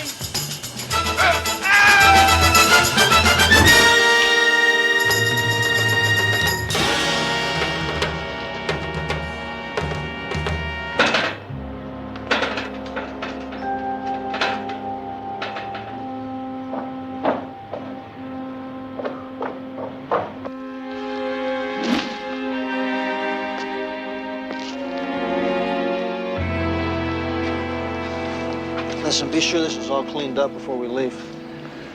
Suicide. It's the only explanation. Well, if that's so, Mrs. Goddard, that makes 2 in 6 weeks. Maybe you should be running a psychiatric unit here instead of a high school. No, the Markov girl was a case of drug overdose. Which can be another way of committing suicide. As you know, Sergeant, I've been against this whole investigation from the very beginning. Yes, I know you Now, have. this is not a ghetto school. We do not have those kinds of problems here at MacArthur High. Well, apparently you do now, Mrs. Goddard. Hi, Miss Goddard. Officer, may I speak to you? Sure, son. What do you want? Well, I'm Eric Miller. I'm the editor of the school newspaper. Huh? Do you know how Jerry was killed? What makes you think it wasn't suicide? Not a chance. Everybody in school knew that Jerry was pushing drugs. Everybody? Seems like you know more about it than we do. I doubt that. But if we can be of any help... We'll let you know. Okay.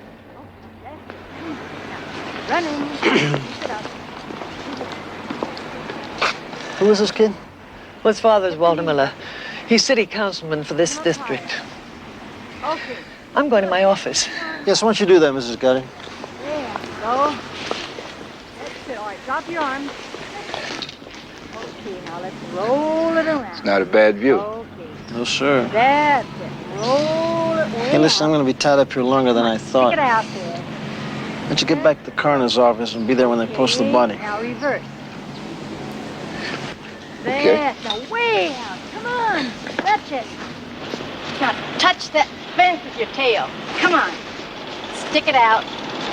Reverse. Yeah, doesn't that feel good? No? Okay, reverse. There. That's it. You're doing great. Good. Okay, reverse again. Now touch that fence with your butt. Okay, shake those wrists now. We're gonna do the lunge left first. Okay, here we go. Stick it out. Okay. Get it out there now. That's the way. Good. Okay, right foot. That's it. Good. Terrific. That's terrific. Oh, relax a second, girls. Hello. Listen, I'm sorry to interrupt that, but Miss... Jameson, Mary Jameson. I'm Sergeant Crowley with the police department. Oh, what can I do for you? Well, I wonder if I might ask you a few questions. I suppose you heard about the death of one of your students here last night. Oh, yeah, it was terrible, awful. But I don't think I could be of much help to you. I've only been here a few weeks. Well, I just need a little background information. Would you mind? No, can you hold on a second? Sure. Hey, Sam! Sam, can you come here a minute?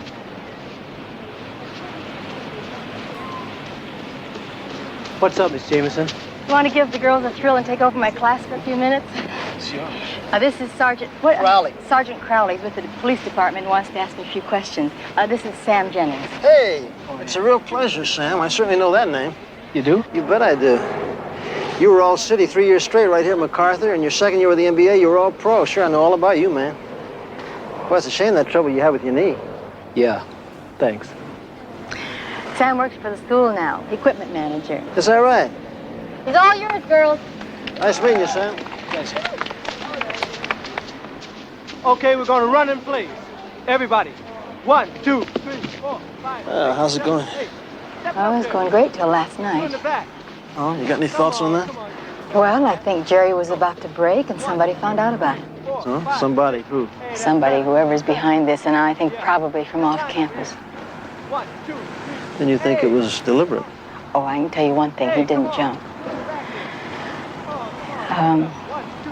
Brunette, second row, second from the left. Oh, yeah. What about her? Who's she? Monica Stewart, she was very close to Jerry. Well, maybe you better keep an eye on her. Is there anything you need? I think we better put Linda Daniels undercover, too. Pep, do you think she can pass for a 17-year-old? I don't know. I got a date to stop by her place after school. Listen, how's it going? It's okay. I don't mind the gym classes so much, but those health science lectures are putting me away. I got a beauty tomorrow. You want to take one guess what it is? The common cold? Guess again. Sex education. Really? What could you possibly teach them? I'll just show them the pictures, okay? Can I help? I better get back. Listen, one other question about Jerry Cook. Besides this girl, Monica, did he have any other friends that you know about? No, he was pretty much a loner. The only one he was even sort of close to is that chemistry teacher I told you about, Mark Ciprio. Where can I find him? Room 103. You'll have to excuse me, Sergeant. I have to prepare this experiment for my next class. Oh, that's quite all right, Mr. Ciprio. I don't want to interrupt your work. I'd just like to know a little more about Jerry Cook. He was a very fine young man. Yeah. Listen, how well did you know him? I suppose I was his best friend here at MacArthur. Is that right? Yes. I felt very sorry for him. Why did you feel sorry for him? He came from a broken home. He had a half a dozen brothers and sisters, all younger than he was. His mother held down 2 jobs just in order to feed them. Yeah, that's rough. Mr. Ciprio, do you know if Jerry was into pushing drugs?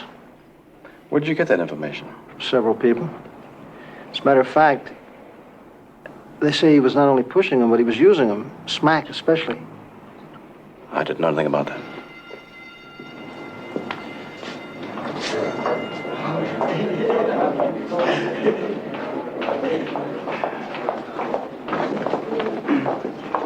Listen, Mr. Ciprio, I won't take any more of your time now.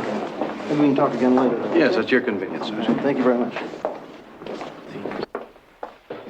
Hey, Linda, I've been looking for you. Pepper, hi. How you doing? Great. How are you? Oh, just fine. Ron, look who's here. Hi, Ron. Hey, my favorite sergeant. Thank you. What kind of tickets you selling this time? No tickets today.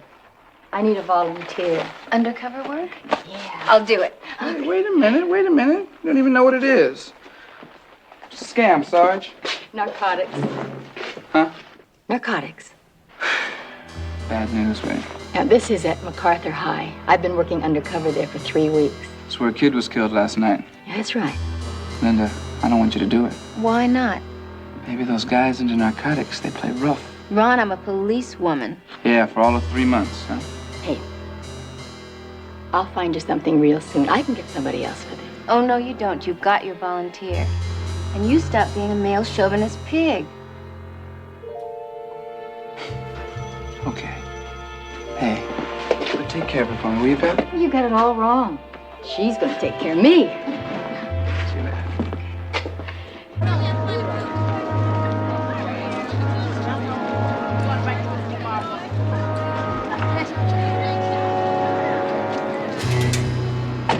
Hi, Mark. Long time no see. Why did you kill that boy? Well, that was an accident. Hey, come on, I wouldn't kid you. What do you want from me? Well, the man wants to see you. You know, Stemper. Well, I don't want to see him. Well, I would think about this if I were you. I mean, what happened to that boy last night could very easily happen to you. Friendship goes only so far. Don't threaten me. All right. Try this one on for size, though. Now, the man said that if you don't show up, you're never going to teach another day of school as long as you live. That is, if you live. What do you want me to do? Just start driving. I wouldn't let you get lost.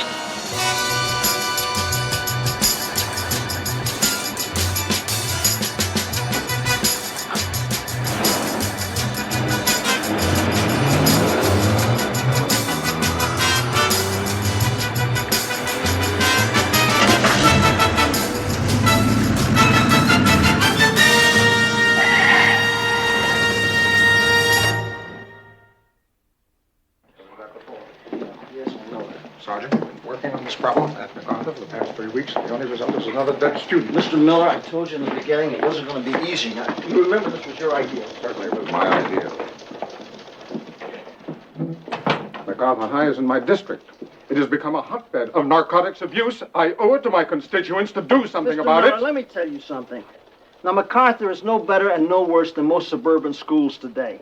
But it's not going to do us any good to go in and start arresting the kids who are pushing the stuff. It's the suppliers we have to nail. Now, that takes time. I said it before. All right, it takes time. all right. I don't expect miracles. I'm sure you're doing everything that's possible. Well, I appreciate that, Councilman. I am doing everything that's possible.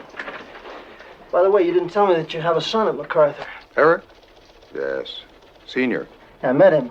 Seems like a bright boy. Wonderful boy. Straight A student. Listen, Mr. Miller, you're going to have to excuse me. I got a meeting here with some of my I'll people. get out of your hair. Well, I'll try to stay out of yours. Hey, Bill. Come on in. Well, what do you think? Oh, yeah. Fantastic. Just a little overdressed, honey. Absolutely fantastic. She looks molestable, doesn't she? Right. Here's the guy that was waiting for Mark Scipio in the parking lot. Mickey Ross, who works for Jay Stemper. What did I tell you? I knew Stemper had to be behind this thing. Maybe we're finally getting a break in this case. Who's Jay Stemper? The name's familiar. You know, he's a heavy connection. We've been trying to get a hold of him for a long time. Has his own lab, processes a lot of the stuff himself, but it's like a floating crap game. He keeps moving from one location to another. Every time the boys from narcotics try to bust him, all they get is an empty room. Well, you know how it was in Prohibition. Keep still moving. Terrific. Where did Ross and Scipio go when they left school? They went to Stemper's office on East 3rd. They both went in, and then about 30 minutes later, Scipio came out alone and split. Pep, I want you to operate this guy, see what you can find out. Right. Linda, I want you to cover a Monica Stewart. Pep will clue you in. See if you can set up a buy. What's this? Little present. Reds, whites, uppers, downers. Name your own poison. You may have to pop a few on campus to make it look good. What is it, sugar? What, you think we're going to waste the real stuff? Linda, there's one thing I want you to understand. Don't take any unnecessary chances. I mean that, okay? Now, if you're undecided about what action to take, don't take any. Not without checking with one of us first. Right. Western Styles here are going to keep you under constant surveillance. You're going to be wired at all times. So if you get into anything you can't handle, you just start yelling and they'll be there. Well, that's it for me. Anybody else got anything? Come on, let's go play cops and robbers. See you later. Okay. Pep, hang back a minute, will you? Oh, okay. I'll be right with you then. All right. Yeah. She's dying to do the job. Yeah, listen, Mark Scipio. I want you to be very careful with this guy. Yeah, okay. I believe he's up to his ears in this thing. Yeah, I know. But it's hard to believe. He just doesn't seem the type. According to Jerry Cook's mother, Jerry had a date last night with somebody at school. I think it was Scipio. You don't think he killed Jerry? Well, I don't know. You just be careful. You're getting my message, aren't you? Well.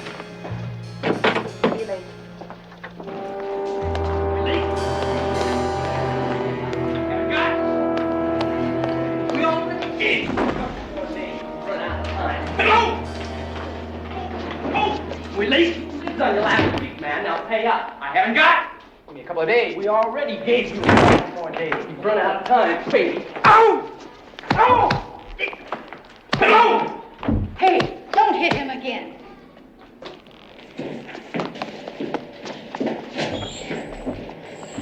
Okay, what's going on in here? Mind your own business, lady. Yeah, the girls' washroom is down the hall. You looking for some kind of cheap thrill, Teach? What's your name? You some kind of pervert, maybe. We don't like voyeurs. I learned that in French class. You hang out in guys' washrooms. Maybe we better teach you a lesson. You two don't scare me a bit.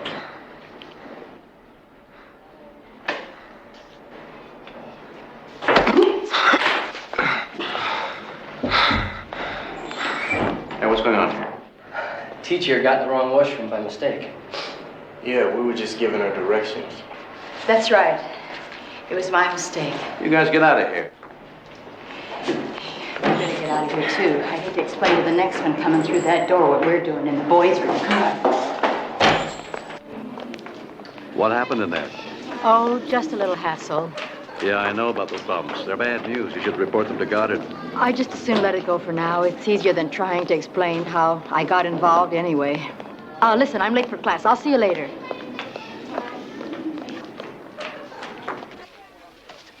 Hi, Miss Jameson. Oh, hi, Sam. That police sergeant you were talking to yesterday. Yeah? He have anything to say about what happened to Jerry? No, not much. Why? I don't know. I just think he should ask me. I know more about what goes on around here than anybody. Well, they think it has something to do with the drug scene here at MacArthur. You know anything about that? Me? No. I mean, why should I? Well, they said it's a big problem. Well, I don't mess with that. Well, I didn't say you did, Sam. I just wanted your opinion. Well, nobody cares what I think, Miss Jameson. My opinion is worth nothing. It is to me, Sam. It is to me. I better go. I got a lot to do before basketball practice. See ya. Right.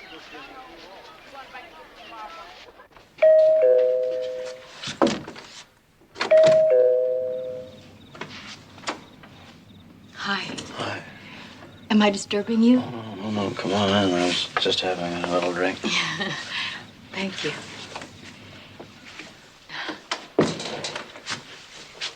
I tried to call you, but your line was busy. I just wanted to tell you how much I appreciate your helping me. Oh, no. Well, I could have gotten sticky. You know. Yeah, it was my pleasure. I mean, it's been ages since I've been able to rescue a damsel. You did. Won't you sit down? I hope you like scotch, because that's all I've got. Well, I really shouldn't. Oh, you really should.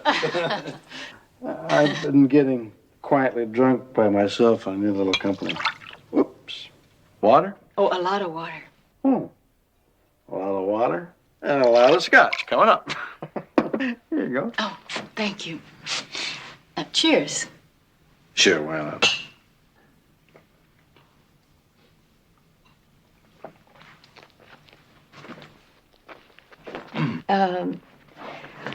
Do you do this often? What? Get drunk quietly, all by yourself. Au contraire, my dear. I am what you might say a teetotaler. I only, for unexpected occasions.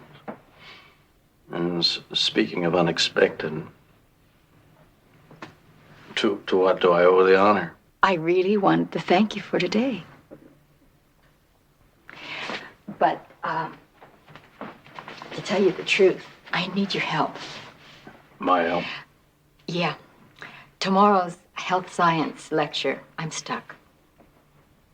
Oh, no, I couldn't. Come on. No, I couldn't. The gray matter fails to function when pickled in alcohol. Come on, drink up. There's plenty more where that came from. Oh, I'm fine. Come on, tell me, what's the unexpected occasion?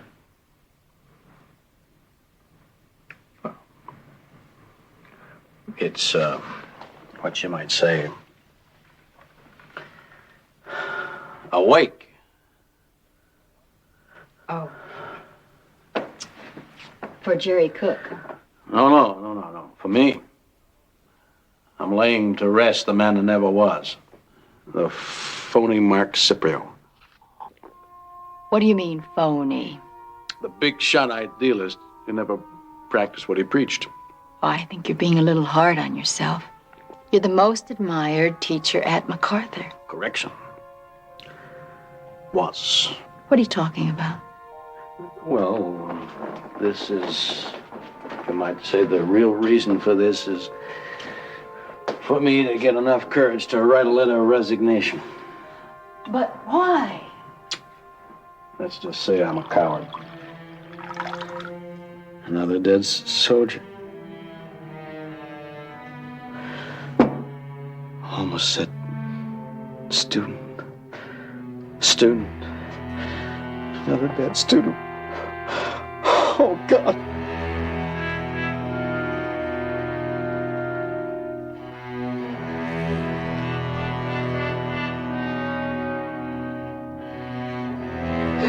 They didn't have to do that. I should have stopped them. I should have been the super. It's all my fault. What was your fault? Jerry. Mark, is there anything I can do for you? Just leave me alone. Leave me alone.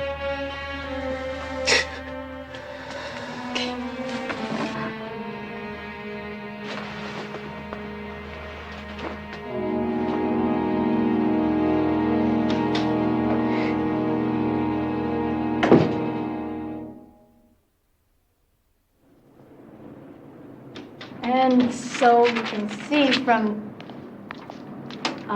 this one that when the male sperm comes in contact with the female ovum, a very interesting biological occurrence takes place. Yeah, 9 months, you get a baby. Very good, Monica. I couldn't have said it better. All right, open your book to page 85. It said in the office to give you this. Mary Jo Collins. Oh, we have a new student, Mary Jo. You transferring from out of state? Yeah, well, my dad got transferred. And I know all about that sex stuff. I had it all in Phoenix. I'm sure you did. Why don't you sit by Monica? She seems to know all about the subject, too. Okay, you got them open to 85. It's right next to 84. Monica, why don't you tell Mary Jo the homework assignments? In this course, honey, it's all homework. Yeah, but you just can't be late with your assignments. Hi. Welcome to Big Mac. Hi, I'm Eric Miller. I'm running for student body president. Big deal. Hi. Boy, this is real slop. Almost as bad as the last school I was in. Where was that? Phoenix? Yeah. I've been in more schools than you can count all over the world. My dad's an architect. That sounds super. I never get to go anywhere. What does your father do? He's a doctor. Hey, that's pretty heavy. My mother's dead. He's got a new girlfriend, though. You like her? She's a witch. She's only 4 years older than I am. Oh, that's tough.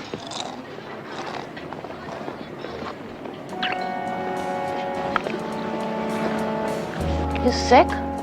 No. That was a red. I'd offer you one, except it was my last. Really? You got any more at home? No, I'm wiped out. I don't know what I'm gonna do. You, looking to make a score? Yeah, but not grass. That's for kids. You know somebody? Sure. Behind any drinking fountain. What do you need? Well, what have you got?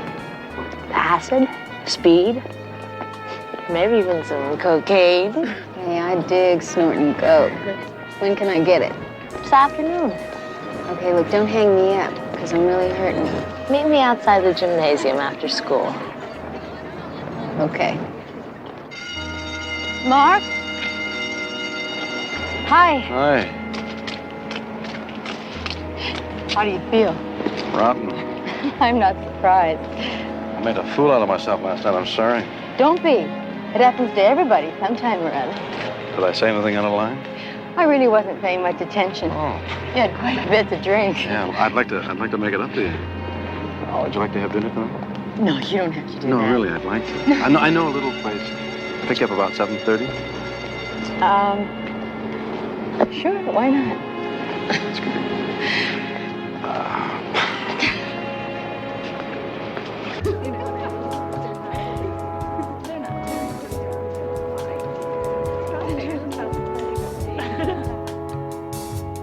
Hi. Hi, Eric. Get those biology notes for me? Sure.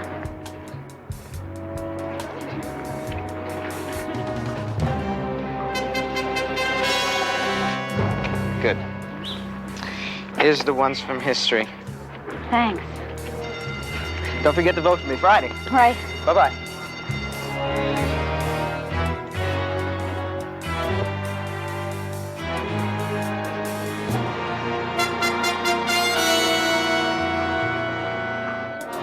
Hey, you're late. I'm here. Come on. Where are we going? Come on.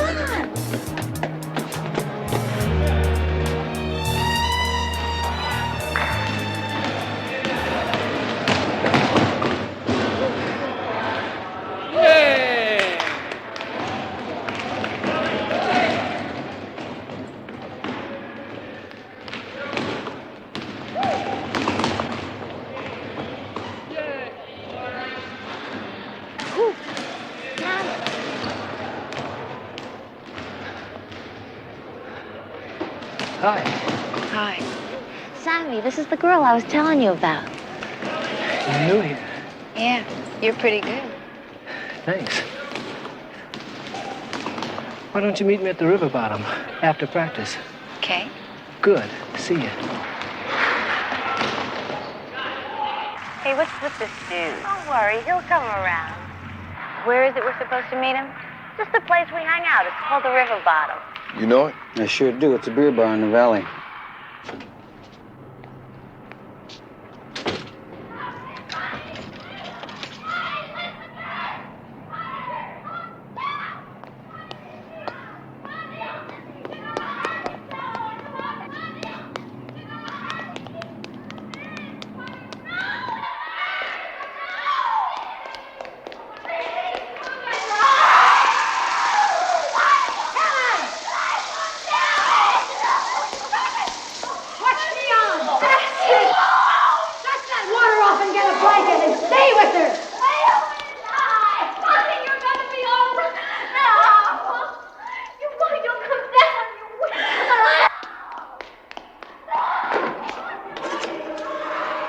Police emergency. This is Sergeant Anderson. Request the ambulance immediately at MacArthur High. Girls' gymnasium. Please hurry. Right, on the double. No, Bill. The ambulance is on the way now, and I can handle the arrest here. What about Linda? She's out making a buy. All right, talk to you later. Miss Jameson, hi. I heard about what happened. It's terrible. Can you give me a few details so I can write a story on it? Yes, Eric. As a matter of fact, I want to talk to you about a lot of things. Down at headquarters.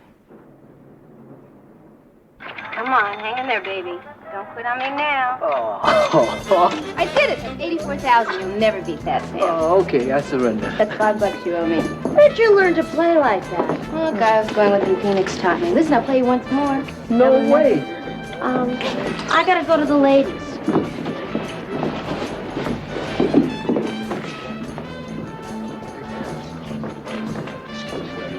You want Nolan?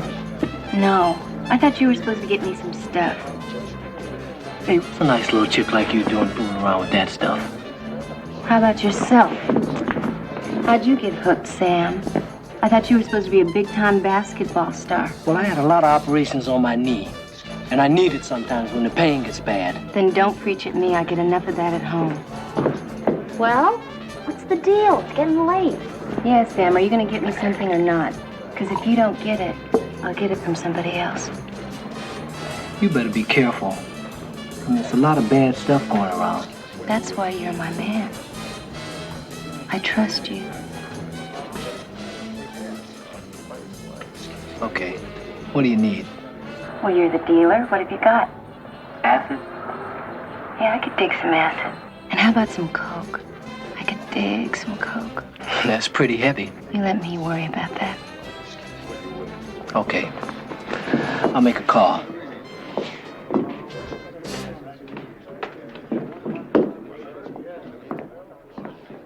What's happening, Sam? Hey, Willie, how you doing? All right, man. Digging blood. Since when you start hanging out with the fuzz? What are you talking about? Come on, man. Don't jive me. You mean you don't know? Know what? A little chick you with. We went to the same school, man. So? So she went to the police academy after she got out. She's a cop, man.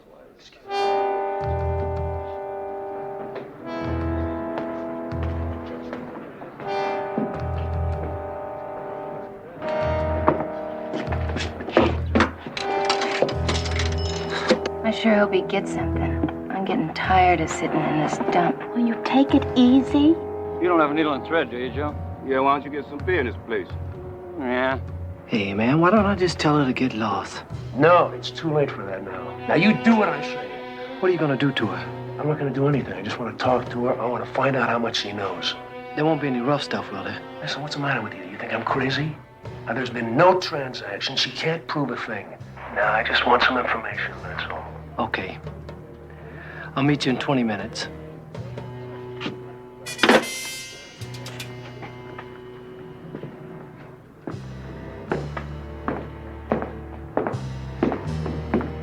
Okay, let's go. Well, it's about time.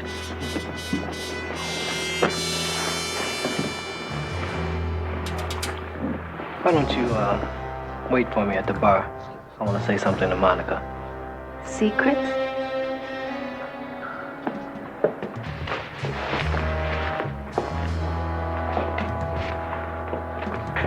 You got your car here? Yeah, why? Okay, go get in it and take off. What's wrong? Your old friend, she's a cop.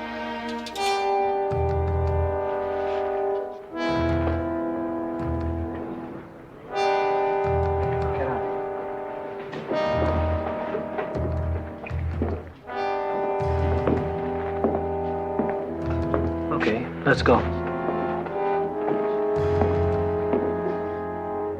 Hey, what's going on? That's the Stewart chick, man. Yeah, I know that, man, but where's Linda and Jenny?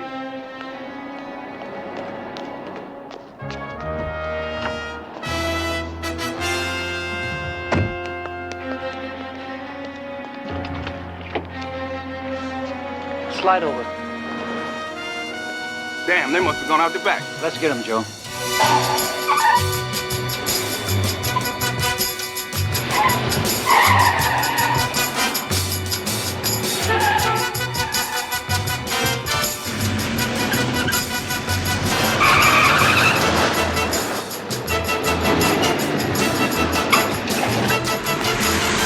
Nothing. We blew it, man.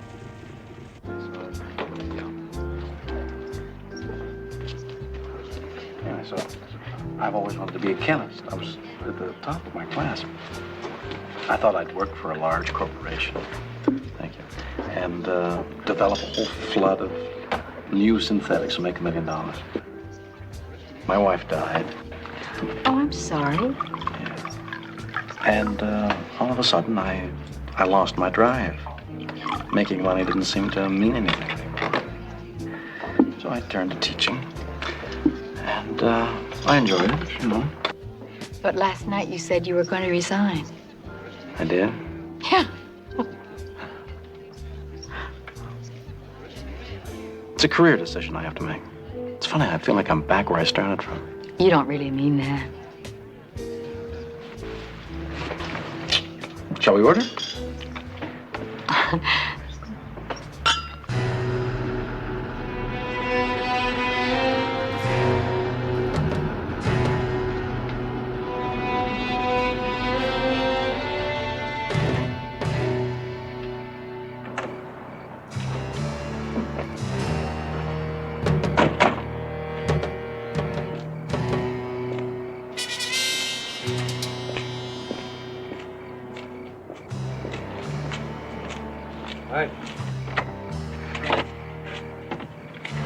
I know. Come on, sit down.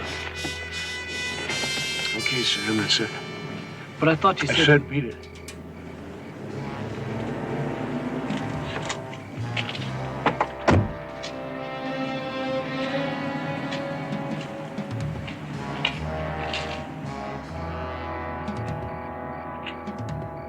So you're the chick that wants to get turned on, huh?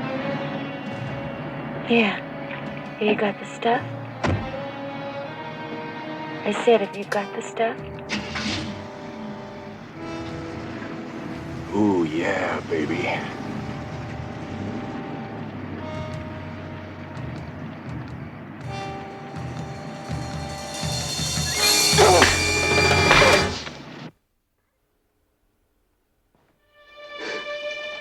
Why'd you pick her? Huh? You could have picked 20 other people in the department that had more experience. You didn't have to pick my wife. No, man. Sorry, Ma. What can I tell you, man?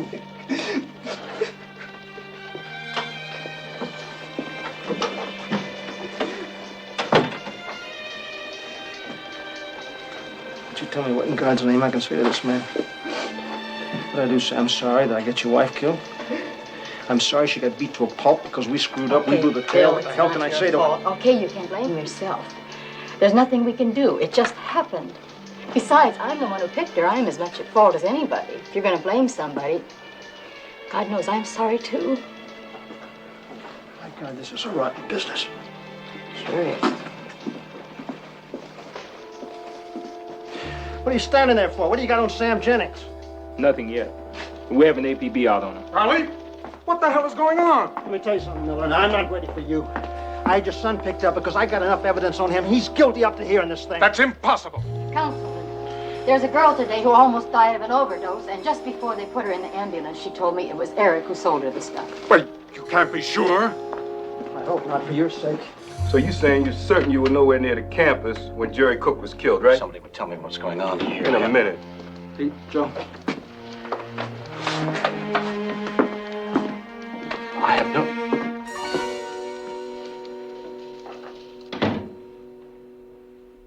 What are you doing here? I'm a police officer, Mark. I'm investigating narcotics at MacArthur High. Sit down. Go on, you know what this is all about, son. No, I have no idea. Come on, man. We're not in any mood to play games with you. Now, one of our policewomen was killed last night by some of your dope-peddling friends, and we think you're involved. It's funny. What's funny? I was gonna tell you all about it when we got home. Yeah, well, you just tell us all about it now.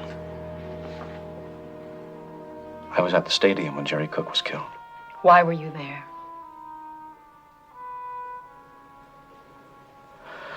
I knew he was on drugs. I knew he was pushing them. I tried to get him to quit. That night he called me at home and he said he wanted to meet me. Said he'd finally decided, but that he was afraid of the people he was working for. Did he give you any names? He said he'd tell me when we got together. Said that if I thought he should, he'd turn himself into the police. But I was too late. What happened? He was struggling with someone. Then he fell. I looked up and I recognized the person. Mickey Ross? That's right. How did you know? Because he's the same person who met you in the school parking lot the next day. Where did you know him from? We lived on the same block together. We were kind of kids together. What about Jay Stemper? Do you know him too? Yes, I know Jay Stemper. I worked for him. Doing what? I was a chemist. In his lab. Making and refining drugs. For sale on the street. That's right. That's a nice, honorable profession. It was when I was in college. I needed the money. Hell, man, we all need money. Yeah, but it was for my wife, Julie. She needed to be on a kidney machine most of the time. It cost a lot of money. She died. And that's when you went into teaching. I quit Stemper. I never worked for him again. But now... Now what? Now he's trying to force me to go back to work for him. Says he's expanding his operation. Says he'll tell the people at school about me. What did you tell him? I told him I'd let him know tomorrow, but I made up my mind. I wasn't going to. Before, I never really thought about where the drugs were going. I suppose I didn't really want to know. Now, being a teacher, I see what's happening to all those kids. Are you willing to testify to all this against Stemper and Ross? Oh, yes. Pep, I'm going to make me a bust. I'm going over to Stemper's place. Without me, you're not.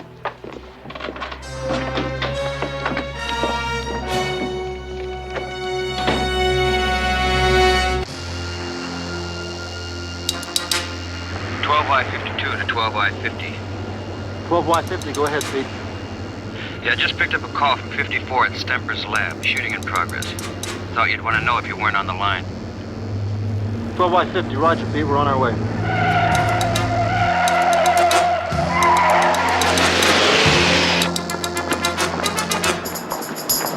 What's happened? We got Stemper in the back seat of the squad car. We came here to stake out the place like you asked. We were here only about a couple of minutes. We hear this shot. Stemper comes running out. All right, Stemper, what's going on? Hey, look, all I know is I'm minding my own business in the office when this crazy idiot comes busting in. He goes to my boy Mickey. Who? That basketball player, Sam Jennings. It was like he was out of his mind. Mickey pulled a gun to defend himself, and that's when they started fighting over it, and the gun went off. And that's when I got right the hell out of there. Are they still inside? Yeah, they're in the basement. This guy, Sam Jennings, has a gun. He's got Mickey's corner. You check all the exits? Keep it all around this place. It's the only way out. Off some lights. The lights are on their way, sir.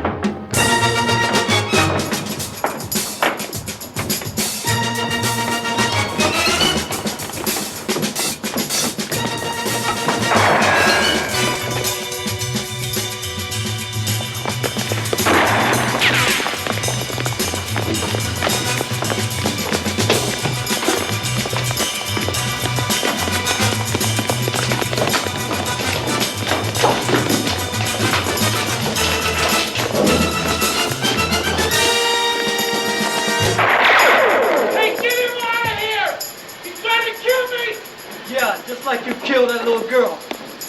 Hey, Sam? It's Sergeant Crowley. What's happening, buddy? Take back. I don't want to hurt nobody. Just this chump. I don't care if she was a cop. He shouldn't have done it. Crowley! Get him out of here!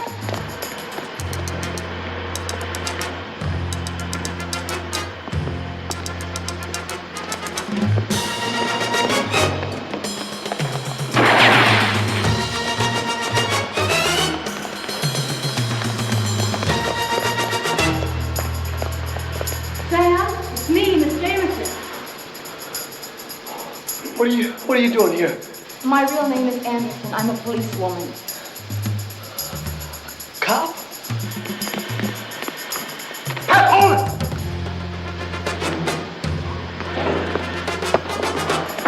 What's happening? What are you doing out there? Wait a minute, Sam. You're not thinking straight. What about Jay Stempler? What about him? He's the one who's really responsible for that girl. Now, if you kill Mickey, we'll never nail him. Just because I'm a cop doesn't mean we're still not friends. He's right. We need Mickey's testimony. And you gotta help us, buddy. Listen, you owe it to yourself. You owe it to that girl who was killed tonight. She was just a young girl. Had everything going. And so do you, Sam. No! I'm trapped! No! I'm just a junkie! That's how they got me to push the stuff. And at my own school. But it was Stempler. He gave the orders. You can kick it, Sam. You can be an example to all the kids. You kill Mickey and it's all over for you, buddy. I mean, you'll never find out.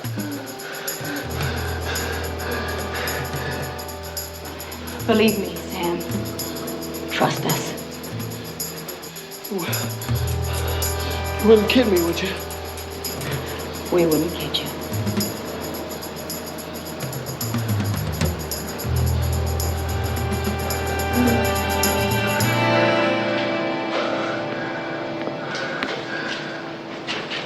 Okay, now look. We've got confessions from Monica Stewart and Sam Jennings that you were involved in pushing drugs at MacArthur High, plus a statement from Bonnie Holmes. Now, you got anything to say, Art?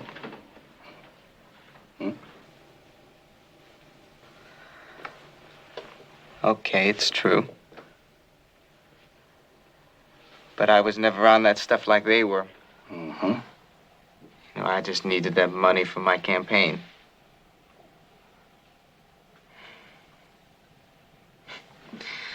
My dad taught me that. You gotta have a lot of money to run a decent campaign. And a red-hot issue to interest the voters. He'll understand. Get me out of this. He was a great attorney. I thought, you know, just a prank. I'll probably be on, you know, probation for a while. This shouldn't affect my future in politics. You read the papers, right? Yeah, I read the papers.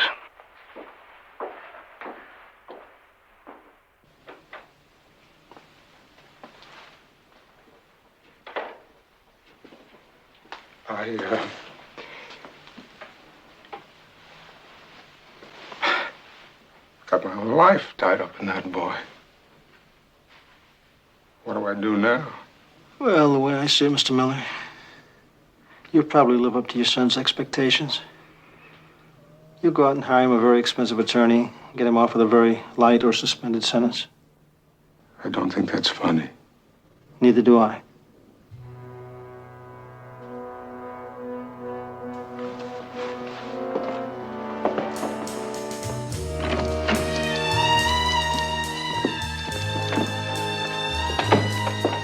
So, Stempley just made bail. Yeah, a couple hours, you'll be back out on the street again. I don't know why we go to all the trouble. Because we're the good guys. And the good guys have to try harder.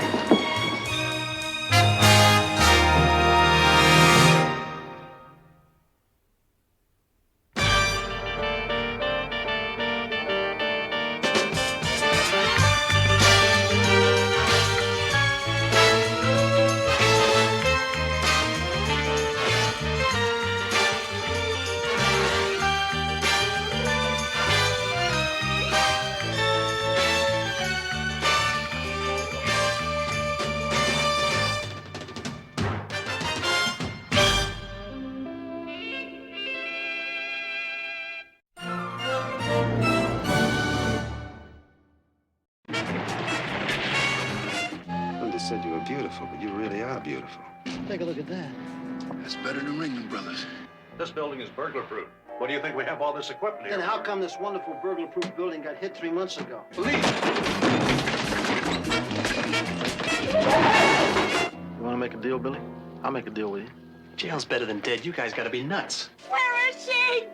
Where's Trudy? Is she alive?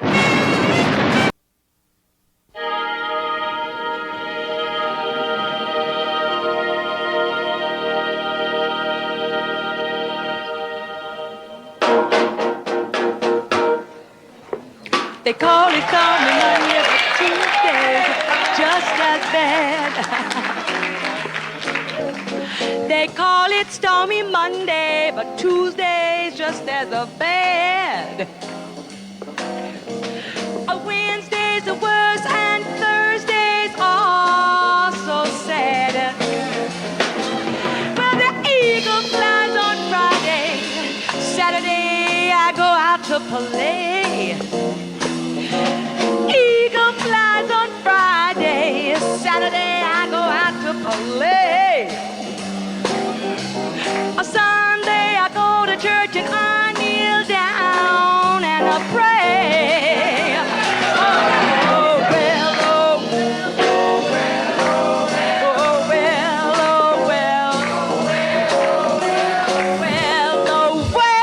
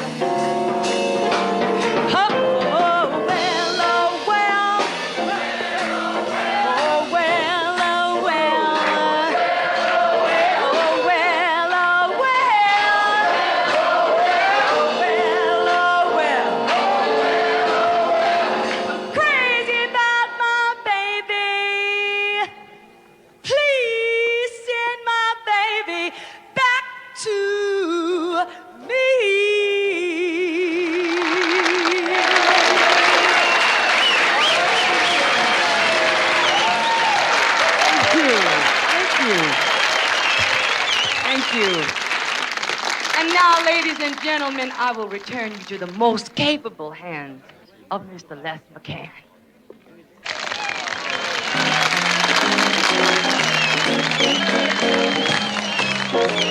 Oh, that was fantastic. Just great. Oh, well, I thank you one and all. And I thank you, my dear lady, for making the best introduction ever. Oh, and you sure know how to pick 'em for me, Linda. Oh, well, Billy, he's a real swinger. I a think Friday night, last I've got- night was a bit much for him. Straight soda. Just to keep the senses in balance. Now look, as of tomorrow, we are all gonna have ourselves a ball. We're gonna party like crazy, but tonight I gotta go. Oh, Yeah, our mystery man here, it's the good life, high times, and then he fades away for about a week. You'll just have to get used to it, Ben. We've all gotta make a living now, don't we? Oh, come on. Now, any man who knows a girl for a week and gives her trinkets like this, he's got to make a pretty good living, huh? What is it you do? Come clean. You want me to come clean? Yeah. All right, I'll tell you. I like to make beautiful women happy. I'll see you both in a day, so. I wouldn't miss it. Ciao, darling. Ciao. It's a shame, you know. He's really, he's a nice guy. Yeah. Well, thanks, Linda. Oh, tell Crowley he owes me $200 when he scores.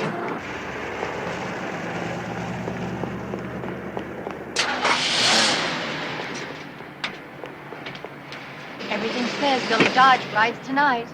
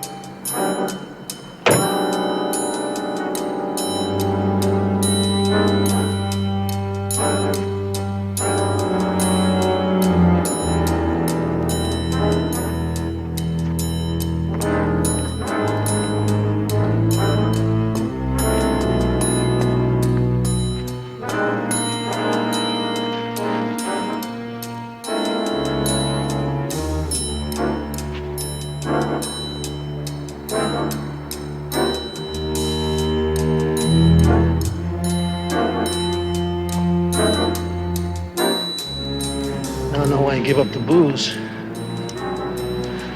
Hey, Joe. No wonder everybody's been going bananas trying to figure these out. Take a look at that.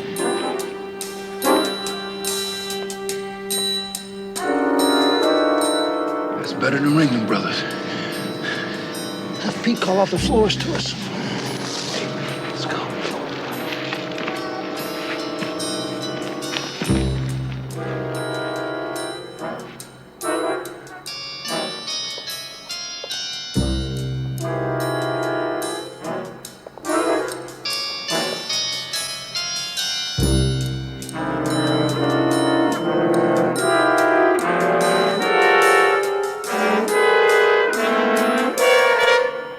Impossible. This building is burglar-proof. What do you think we have all this equipment here Then how for? come this wonderful burglar-proof building got hit 3 months ago? Well, that's what you get when you depend on a computer. I guess something went wrong. And that's just what's happening now, my friend.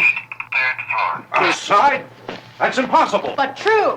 Hey, lady, wait. All right, now you give me the pass key. Well, okay. Just give me the key. But you gotta sign in first. Oh, how come he didn't?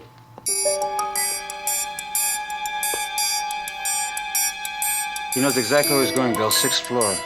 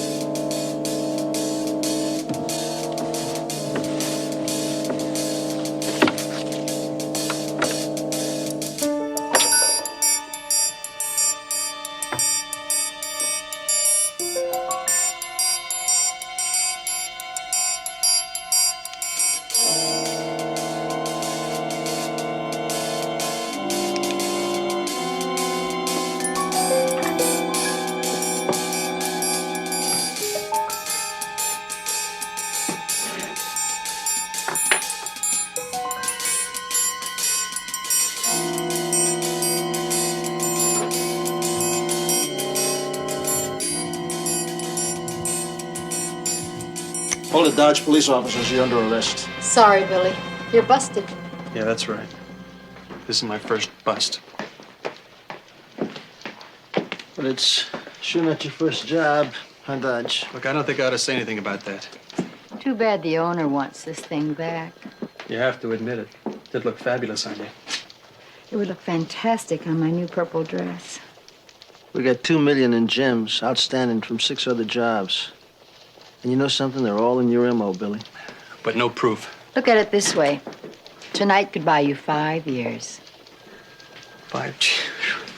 That's kind of frightening. I never did like the idea of being cooped up. You want to make a deal, Billy? I'll make a deal with you. Jail's better than dead. You guys got to be nuts. Suit yourself, buddy. Hey, Joe. Come here, wait. You know, Pep, just counting on my fingers alone, I come up with about 10 years for this guy. You never been in the joint, Billy. You're gonna be an old man when you get out. You better think about that. Yeah, Bill. Billy here's gonna be our guest for a while. Book him. All right, wait a minute. Now hold it. Okay, we get protection. The very best.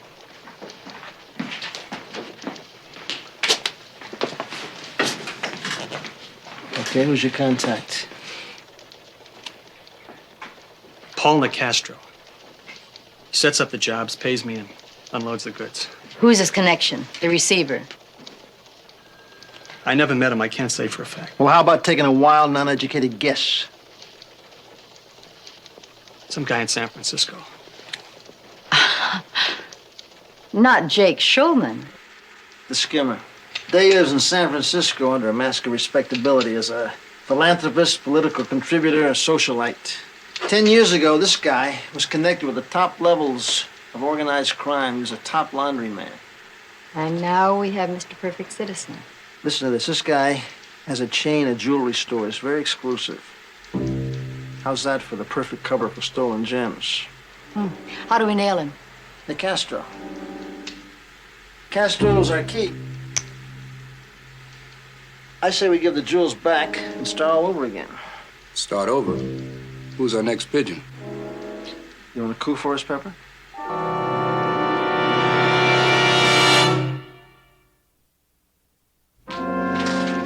Oh, look who's coming. Ebony Rona Barrett. Oh. Is it true that my good friend Robert River got 10 to 20 for stealing lines? What's the matter? No stickball games for you guys to break up? Million. Payday. Showing up. I got a little something here for you. All right. Slapping an autograph on one of these. Well, what's that? It's a little new regulation they put in since Watergate. Here, just sign it, will you? Give her a Did a pen. good job. Real good, Linda. I am pleased. Okay, that's good. Because we got another one for you starting tomorrow. 100, 150, 200. There you go. You're all alike, aren't you?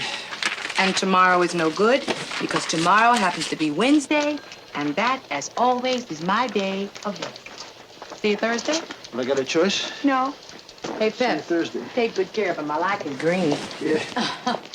Hey, Linda. Lindy. Who's gonna believe I paid $200 to Minnie Mouse? Here we are. How do you feel? Oh, boy, it's a marvelous drive. Thank you, my darling. Everything. 12-150, your gilded bird has landed. That's a Roger, Pep. Meet you back at the barn.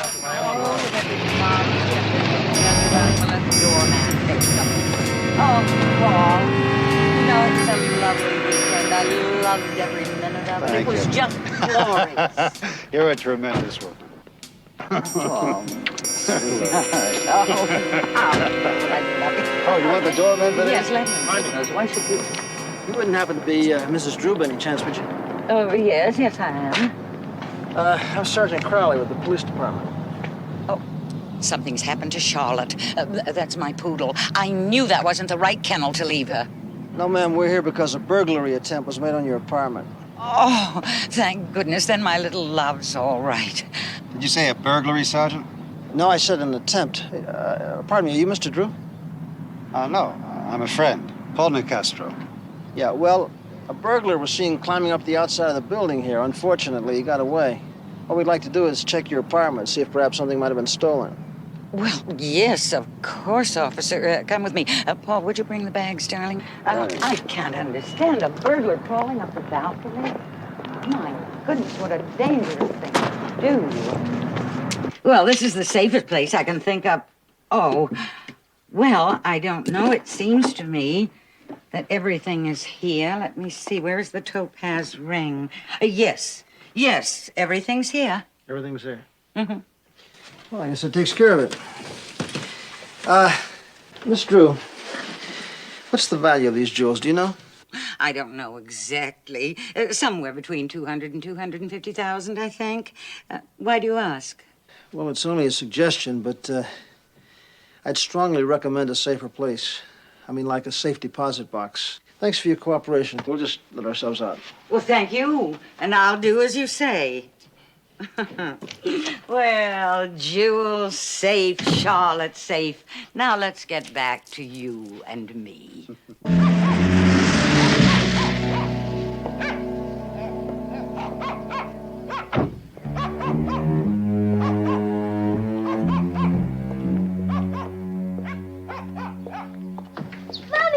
Mommy!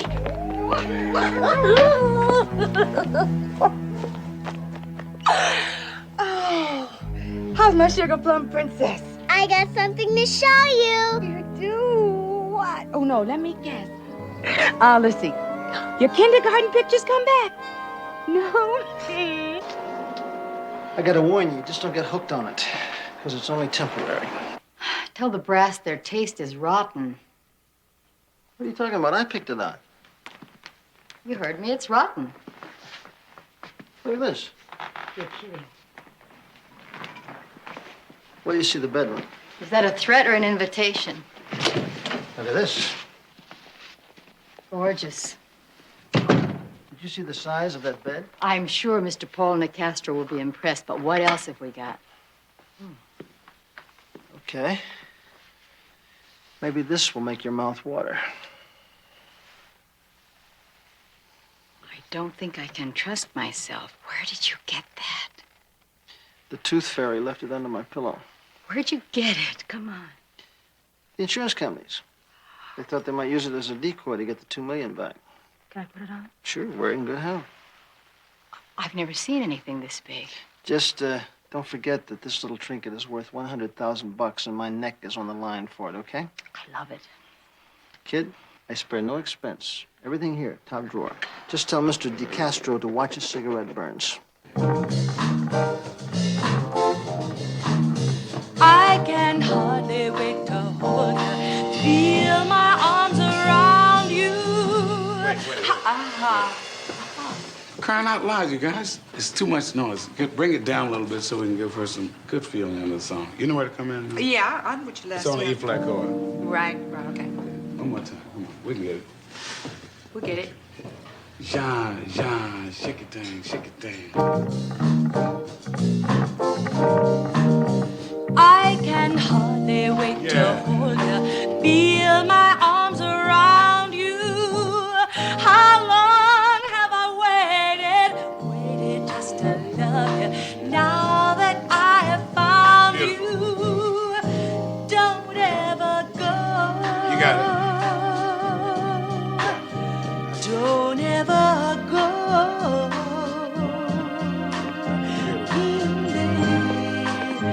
I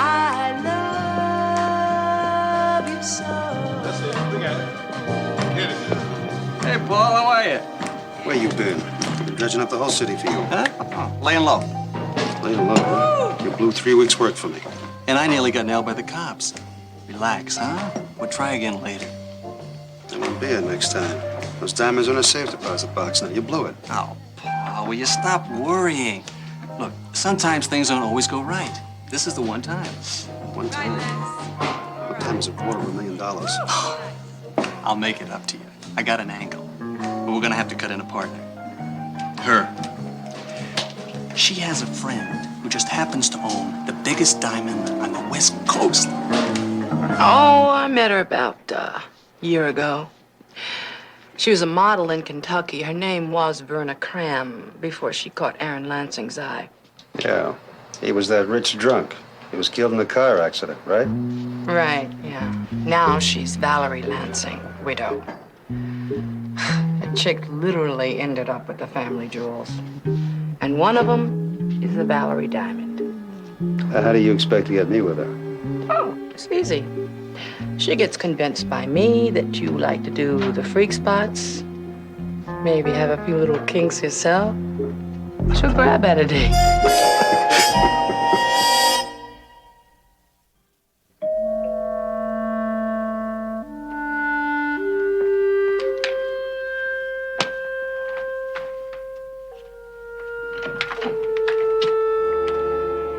Mr. Nicastro.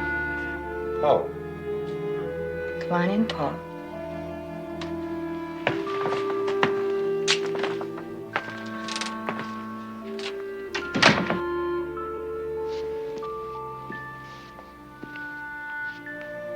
I don't believe it. What? You.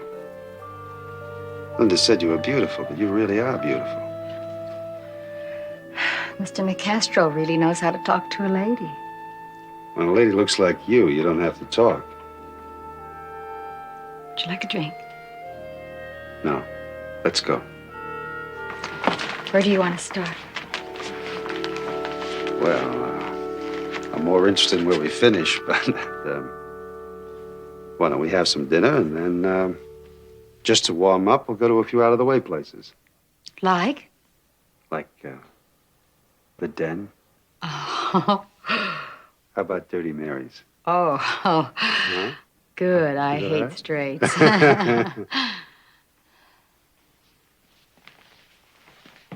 Oh.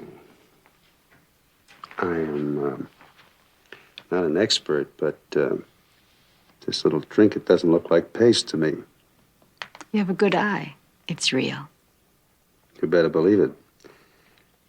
But the places we're going to, if you want to stay in one piece, you better leave it home. Good idea. I'll be right back.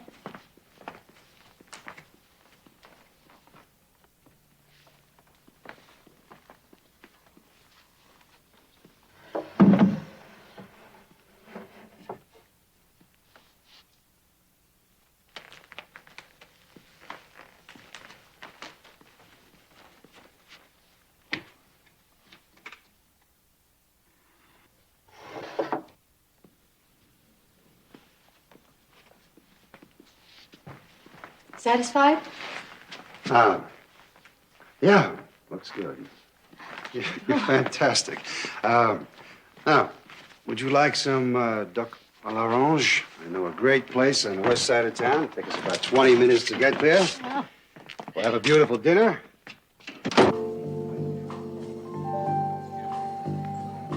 Waited just to love you.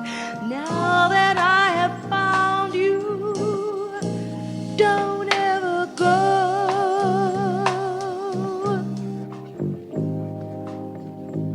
I love you so.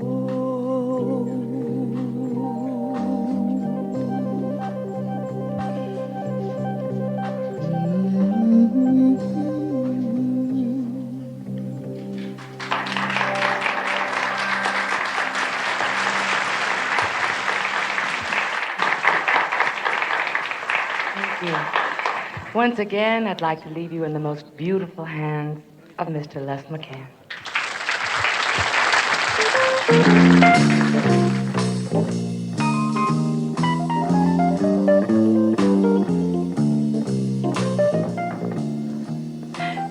Great.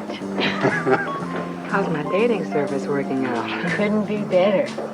You ain't seen nothing yet, baby. Oh. Waiter, another white Russian for the lady. Oh, you're gonna spoil me. Linda, Yes. you keep this beautiful doll company. Gotta make a phone call. Sure, Paul. I think, little old Valerie's about to get ripped off and bombed if I don't stop drinking these. You're on for tonight, Billy. Kind of fast, isn't it? to make up for the 3 weeks it cost me on that Mamie bimbo. I left the balcony door open for you. She won't be suspicious.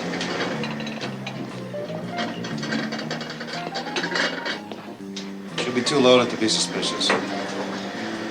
No mistakes this time, right, Billy? I'll try real hard. You do that. There you go. Here we go. Got a big night ahead of us. I'm ready. You be good. You kidding? I'm gonna have some fun. Night. Take it easy. So he says to the dog, okay, just gonna show you one more time. Thank you very much.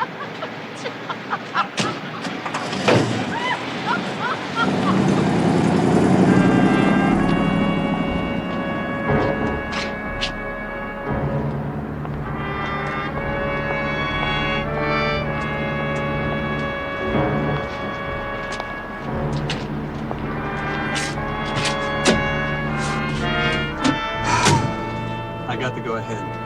Here. Why don't you consider the job done? Yeah, that's beautiful. This rock is a thing of beauty. I figure it's going to bring us about 40,000.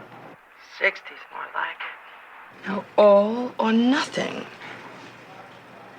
This little gem does not leave my body until the bread is on the table. Baby, you don't understand. The man, he's not going to like it. The man ain't got no choice. Now, do we or don't we? Well, if the man says okay, then the both of you are going to have to fly to San Francisco with me. Part 2 of the conspiracy coming up. 12Y50 to base. Base to 12Y50. Go. Joe, make reservations on the 4:30 flight to San Francisco, okay? Hey, Joe, you better notify the folks if they're on our way up. Okay, that's a Roger. You know, we might have to spend the night. Now get one thing straight, Crowley. No X-rated motels. I promise. Just because it's the city by the bay, I ain't going wading in any waterbeds. Got it? Spoil sport.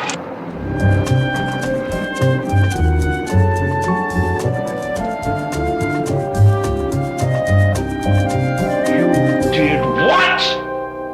I didn't have a choice, Mr. Schulman. It was the only way I could get the stone. I won't meet with them. Meeting with them is too risky for me. No, there's no risk. They're both in on it. They couldn't say anything if they wanted to. I don't like it. I don't like it. Maybe you'll feel better when you see what we have. Yeah, I know. You have the Valerie. Yeah, that's right. But they won't hand it over until they have the money up front.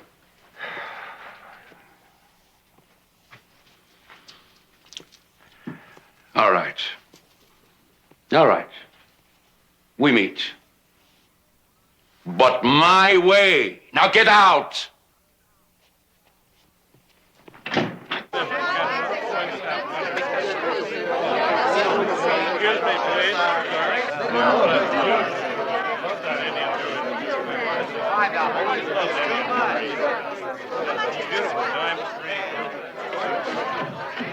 Now, the man wants it appraised first, then we negotiate. Oh, I love this. Whatever you say, Paul.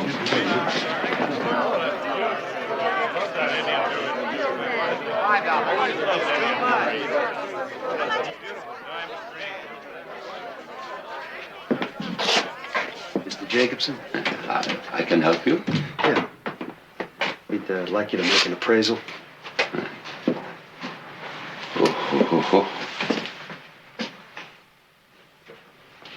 Oh, that's very nice.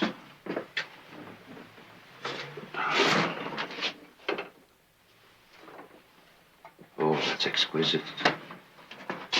You shouldn't be walking around with such an expensive stone. I don't intend to. Would you care to put a price on it? It could be difficult to turn over. I'm sure you understand that. That depends on how difficult. Let's say $35,000. Oh, that's ridiculous. Linda, I said I'd handle this, right? Mr. Jacobson, there was a lot of risk involved with this. And I figure the rock is worth about 100,000. I went 6 stories for it. Yeah.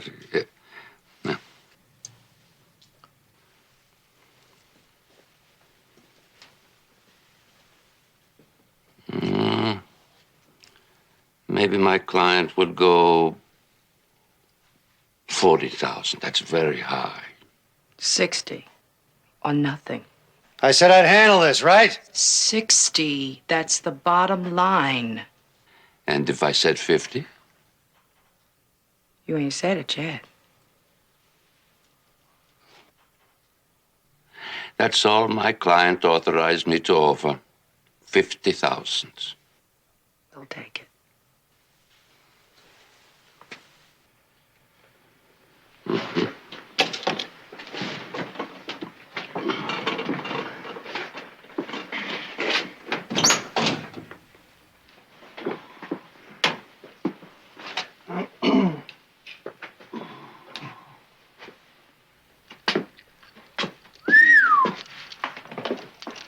Ain't they something else? They should be. All of them handpicked by Billy Dodge. Hey, Billy, you got a loose mouth. Just loose enough to make a case. Let's do it.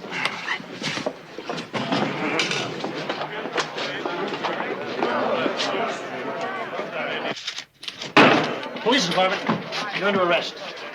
Now let's get him up here where I can see him. Get him up. Schumann and De Castro have each posted a $50,000 bond and will remain free until next Tuesday when they appear in Division 100 of the San Francisco Superior Court. Well, that's all very interesting, but I didn't drop in to have the paper read to me, William. Don't you ever think of anything besides the almighty buck? What's he know, huh, Peps? I do wish you'd take us up on the security until after the trial. Got my own thing to do. And I don't want no army of cops cramping my style. Now, the almighty bucks, William? I tell you something. I want to put at least 2 men on you for your own good. Ah, then you just lost yourself a witness because that wasn't part of our deal. Linda, I am thinking of your welfare. Fine. Then give me the bucks and my welfare will be secure. You want to sign that, Minnie? Hey, this is only half. That's right. It's $1,000. I saw the insurance company was a pop for it until after the trial. You wouldn't have had anything to do with that, would you? You know he did. He wants you safe, Linda. Let us put you with Billy Dodge. He's in a safe house. Then we'll shoot you up to San Francisco on the day of the trial. Pass. And William, if I see any shadows behind me other than my own, I'm not testifying. You think I'm bluffing, you try me out. See you guys in court. You know as well as I do, Bill. Schulman is not going to get himself convicted if he can help it. I can't force a tail on her. All I know is if something happens to her, that sure as hell blows our case. Do you know an Olivia de Havilland? All right. 25,000. But for both of them. And Billy Dodge is number 1. Well, look, that's what you're being paid for. All right. All right. What do they say? They took the contract. And if anyone can find Billy Dodge, they can. And the girl. Well, maybe we'll get a break. Excuse me, Mr. Schulman. There's a I'm man... busy, Miss Blake. Never too busy to see me, Shulman. One step at a time. That's right. That's my big girl. Okay. Sit down. Sit. Whoosh! Hello, sugar. What do you want? I just want to talk. Mommy, who's that man? He's just an acquaintance, honey. Go over by the swings and you stay there. You stay right there until I get back. I asked you, what do you want? Now, hold on, Linda. Don't run off. Hey, Linda. Now, baby, you could have told her that I was her daddy. You might have sowed the seed, Alex, but her daddy you're not. It's cold, baby. Very cold. It was meant to be. Now what do you want? Baby, when a man just gets out the joint, he needs a lot of money. And you want to know something? You gonna help me get it. Don't even dream about it. You know, Alex, you and I were a very long time ago. It's over. I've even forgotten the word heroin, Alex. Baby, I ain't interested in that. I don't care what you're interested in. Don't you ever look here. Ever. Linda, listen to me. I'm looking for a man. He's worth a lot of money to me. Second story dude, Billy Dodge. Forget it. Cops got him. Now, hold on. I know you are very tight with the police. Oh, it won't be hard. You've been told no. I think we're through. I think you'll do it. As a matter of fact, I know you'll do it. Trudy. Trudy. No. Judy!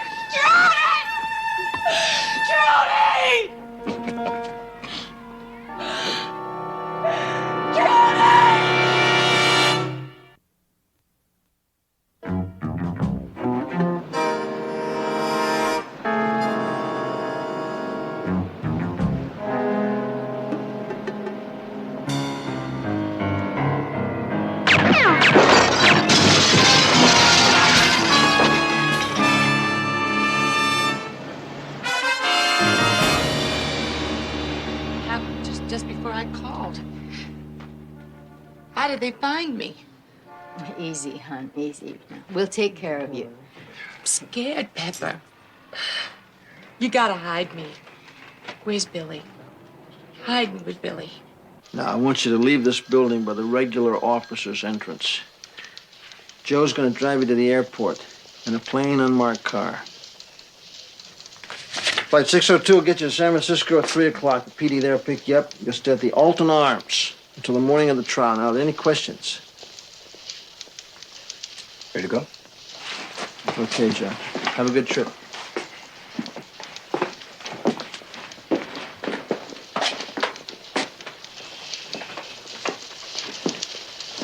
Well, we got your decoy en route. You feel better? I think we'll all feel a lot better when we get out of town. Somebody means business. Yeah, well, I want you both to be careful. You get my message?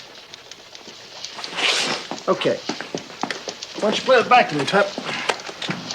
We take the Pacific Coast Highway to Monterey, check into the motel by 7, and in the morning I give you a call. Is that where we meet Billy? No, you'll connect up with Billy in the undercover operation tomorrow morning, someplace between Monterey and San Francisco. And then? Then we take you both to San Francisco, right to the courtroom. Well, where's Billy now? He's safe and sound, just like you're gonna be. Ready? As ready as I'll ever be. Okay. See you, Bill. Good luck.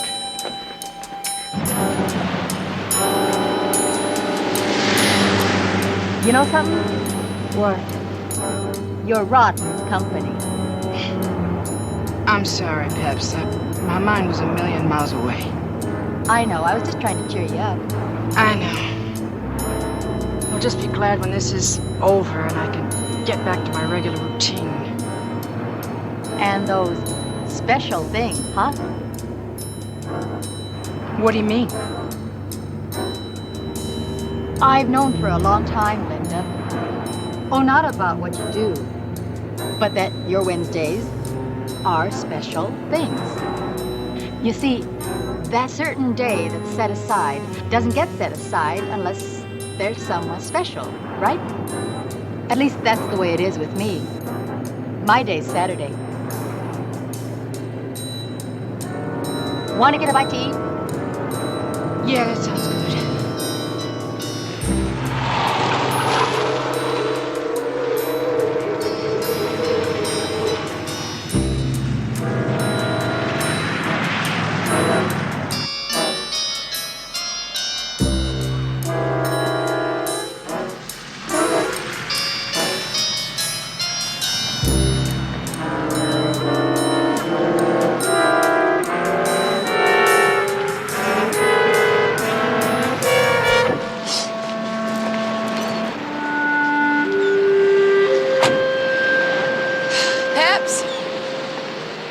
You have someone?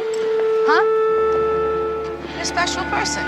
Does he mean a lot to you? Oh, very, very much. I'd guess about as much as your Wednesday person. Would I be prying if I asked? Yeah, but it's okay. Nothing very mysterious. I have a little sister. She's autistic, and she lives in a special home. They take very, very good care of her, and they love her a lot, but she really doesn't know, well, who she is or where she is. And that's your Saturdays, huh? I don't think she recognizes me, but I keep hoping that maybe enough love and care will help.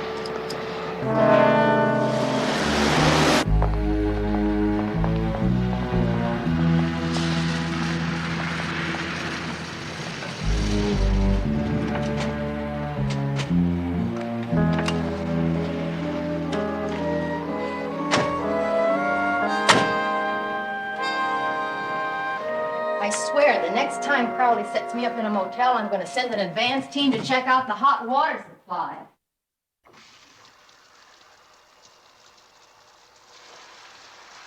Peps, Yeah. if, anything ever happened to you, what would happen to your sister? Oh, well, I don't like to think about it. She wouldn't have even the chance at life she has now. You love her very much, don't you? Yeah. Very. Aha! Steam!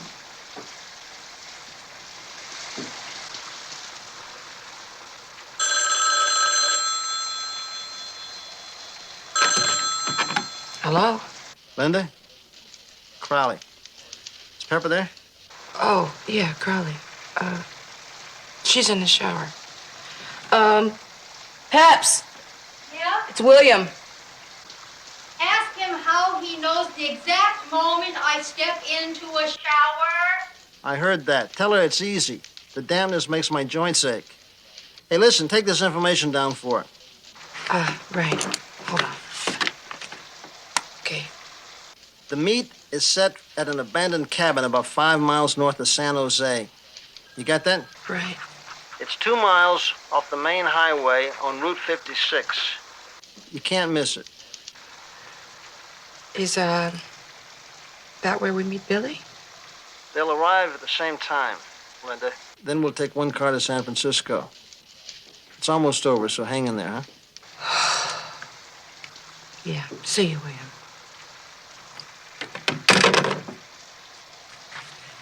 Peps? Mm-hmm. Got all the information. Good. Now we got the information. What about the coffee? Oh, there's a machine outside. I'll get us some. Good.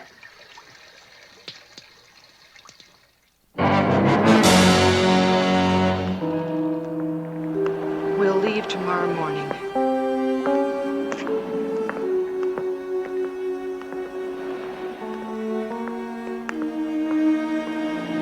An abandoned cabin, 5 miles north of San Jose, 2 miles off the main highway on Route 56. And Billy Dodge will be there.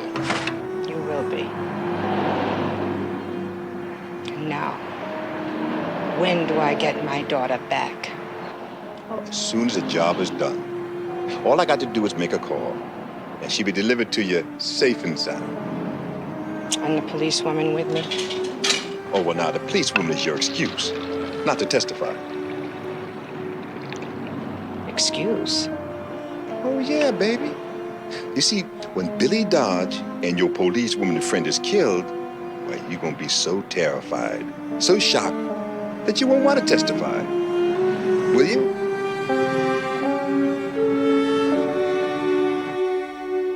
An out-of-the-way cabin sounds just right. I'll have a couple of people meet you there, and they'll take care of all of them. All of them? I said all of them. What do you say we take a little vacation right after the trial? Together? Yeah, we'd have a ball. Maybe Mexico. You'd want to take a vacation with me? Sure, why not? I really like you. You'd be a lot of fun. I'm not in your league, Pepper. Why would you want to be with me? Street girl, hustler, snitch, And a friend.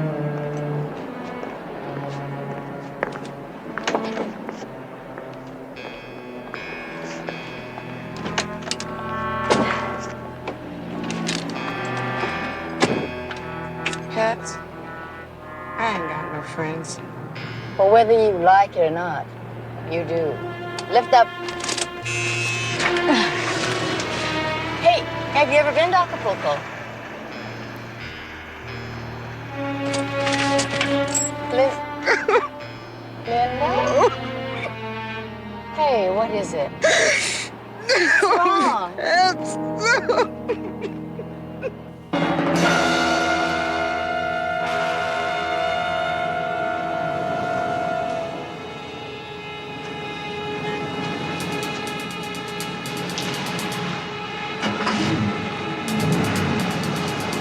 Oh, we got company.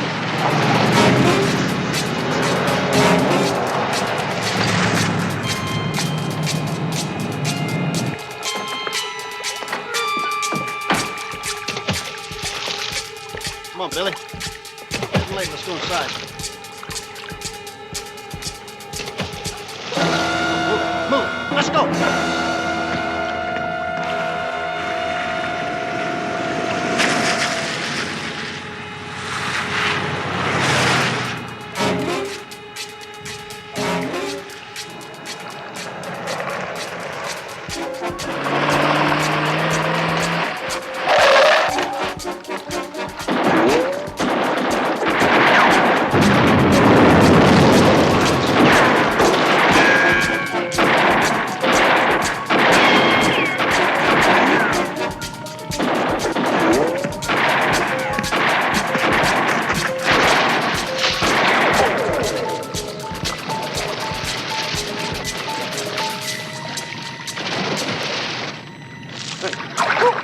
Hey, Mark, give me a hand with this guy.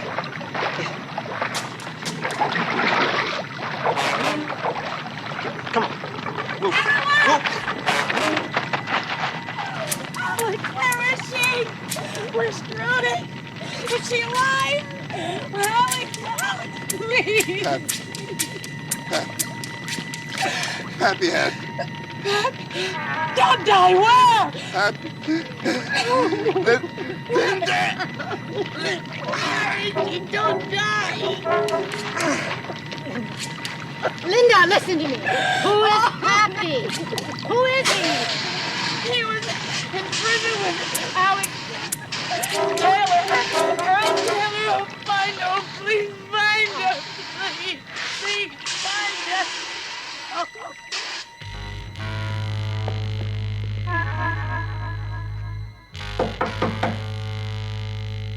Who is it? Gas company. We got a report you have a leak. I didn't call no gas company. It's an emergency. We gotta check it. Police.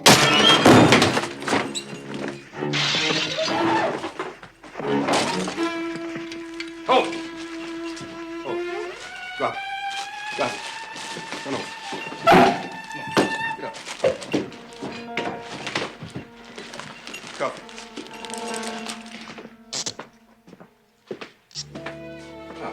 You all right? Good. You want to go and see your mommy? Come on, let's go. That's where we're going right now. Okay. I want my mommy. Okay. She's all right. We're going to see mommy right now. Okay? Read him his rights. Your Honor, the people are now ready. Call your first witness. The people call Miss Linda Summers. Go get him, friend.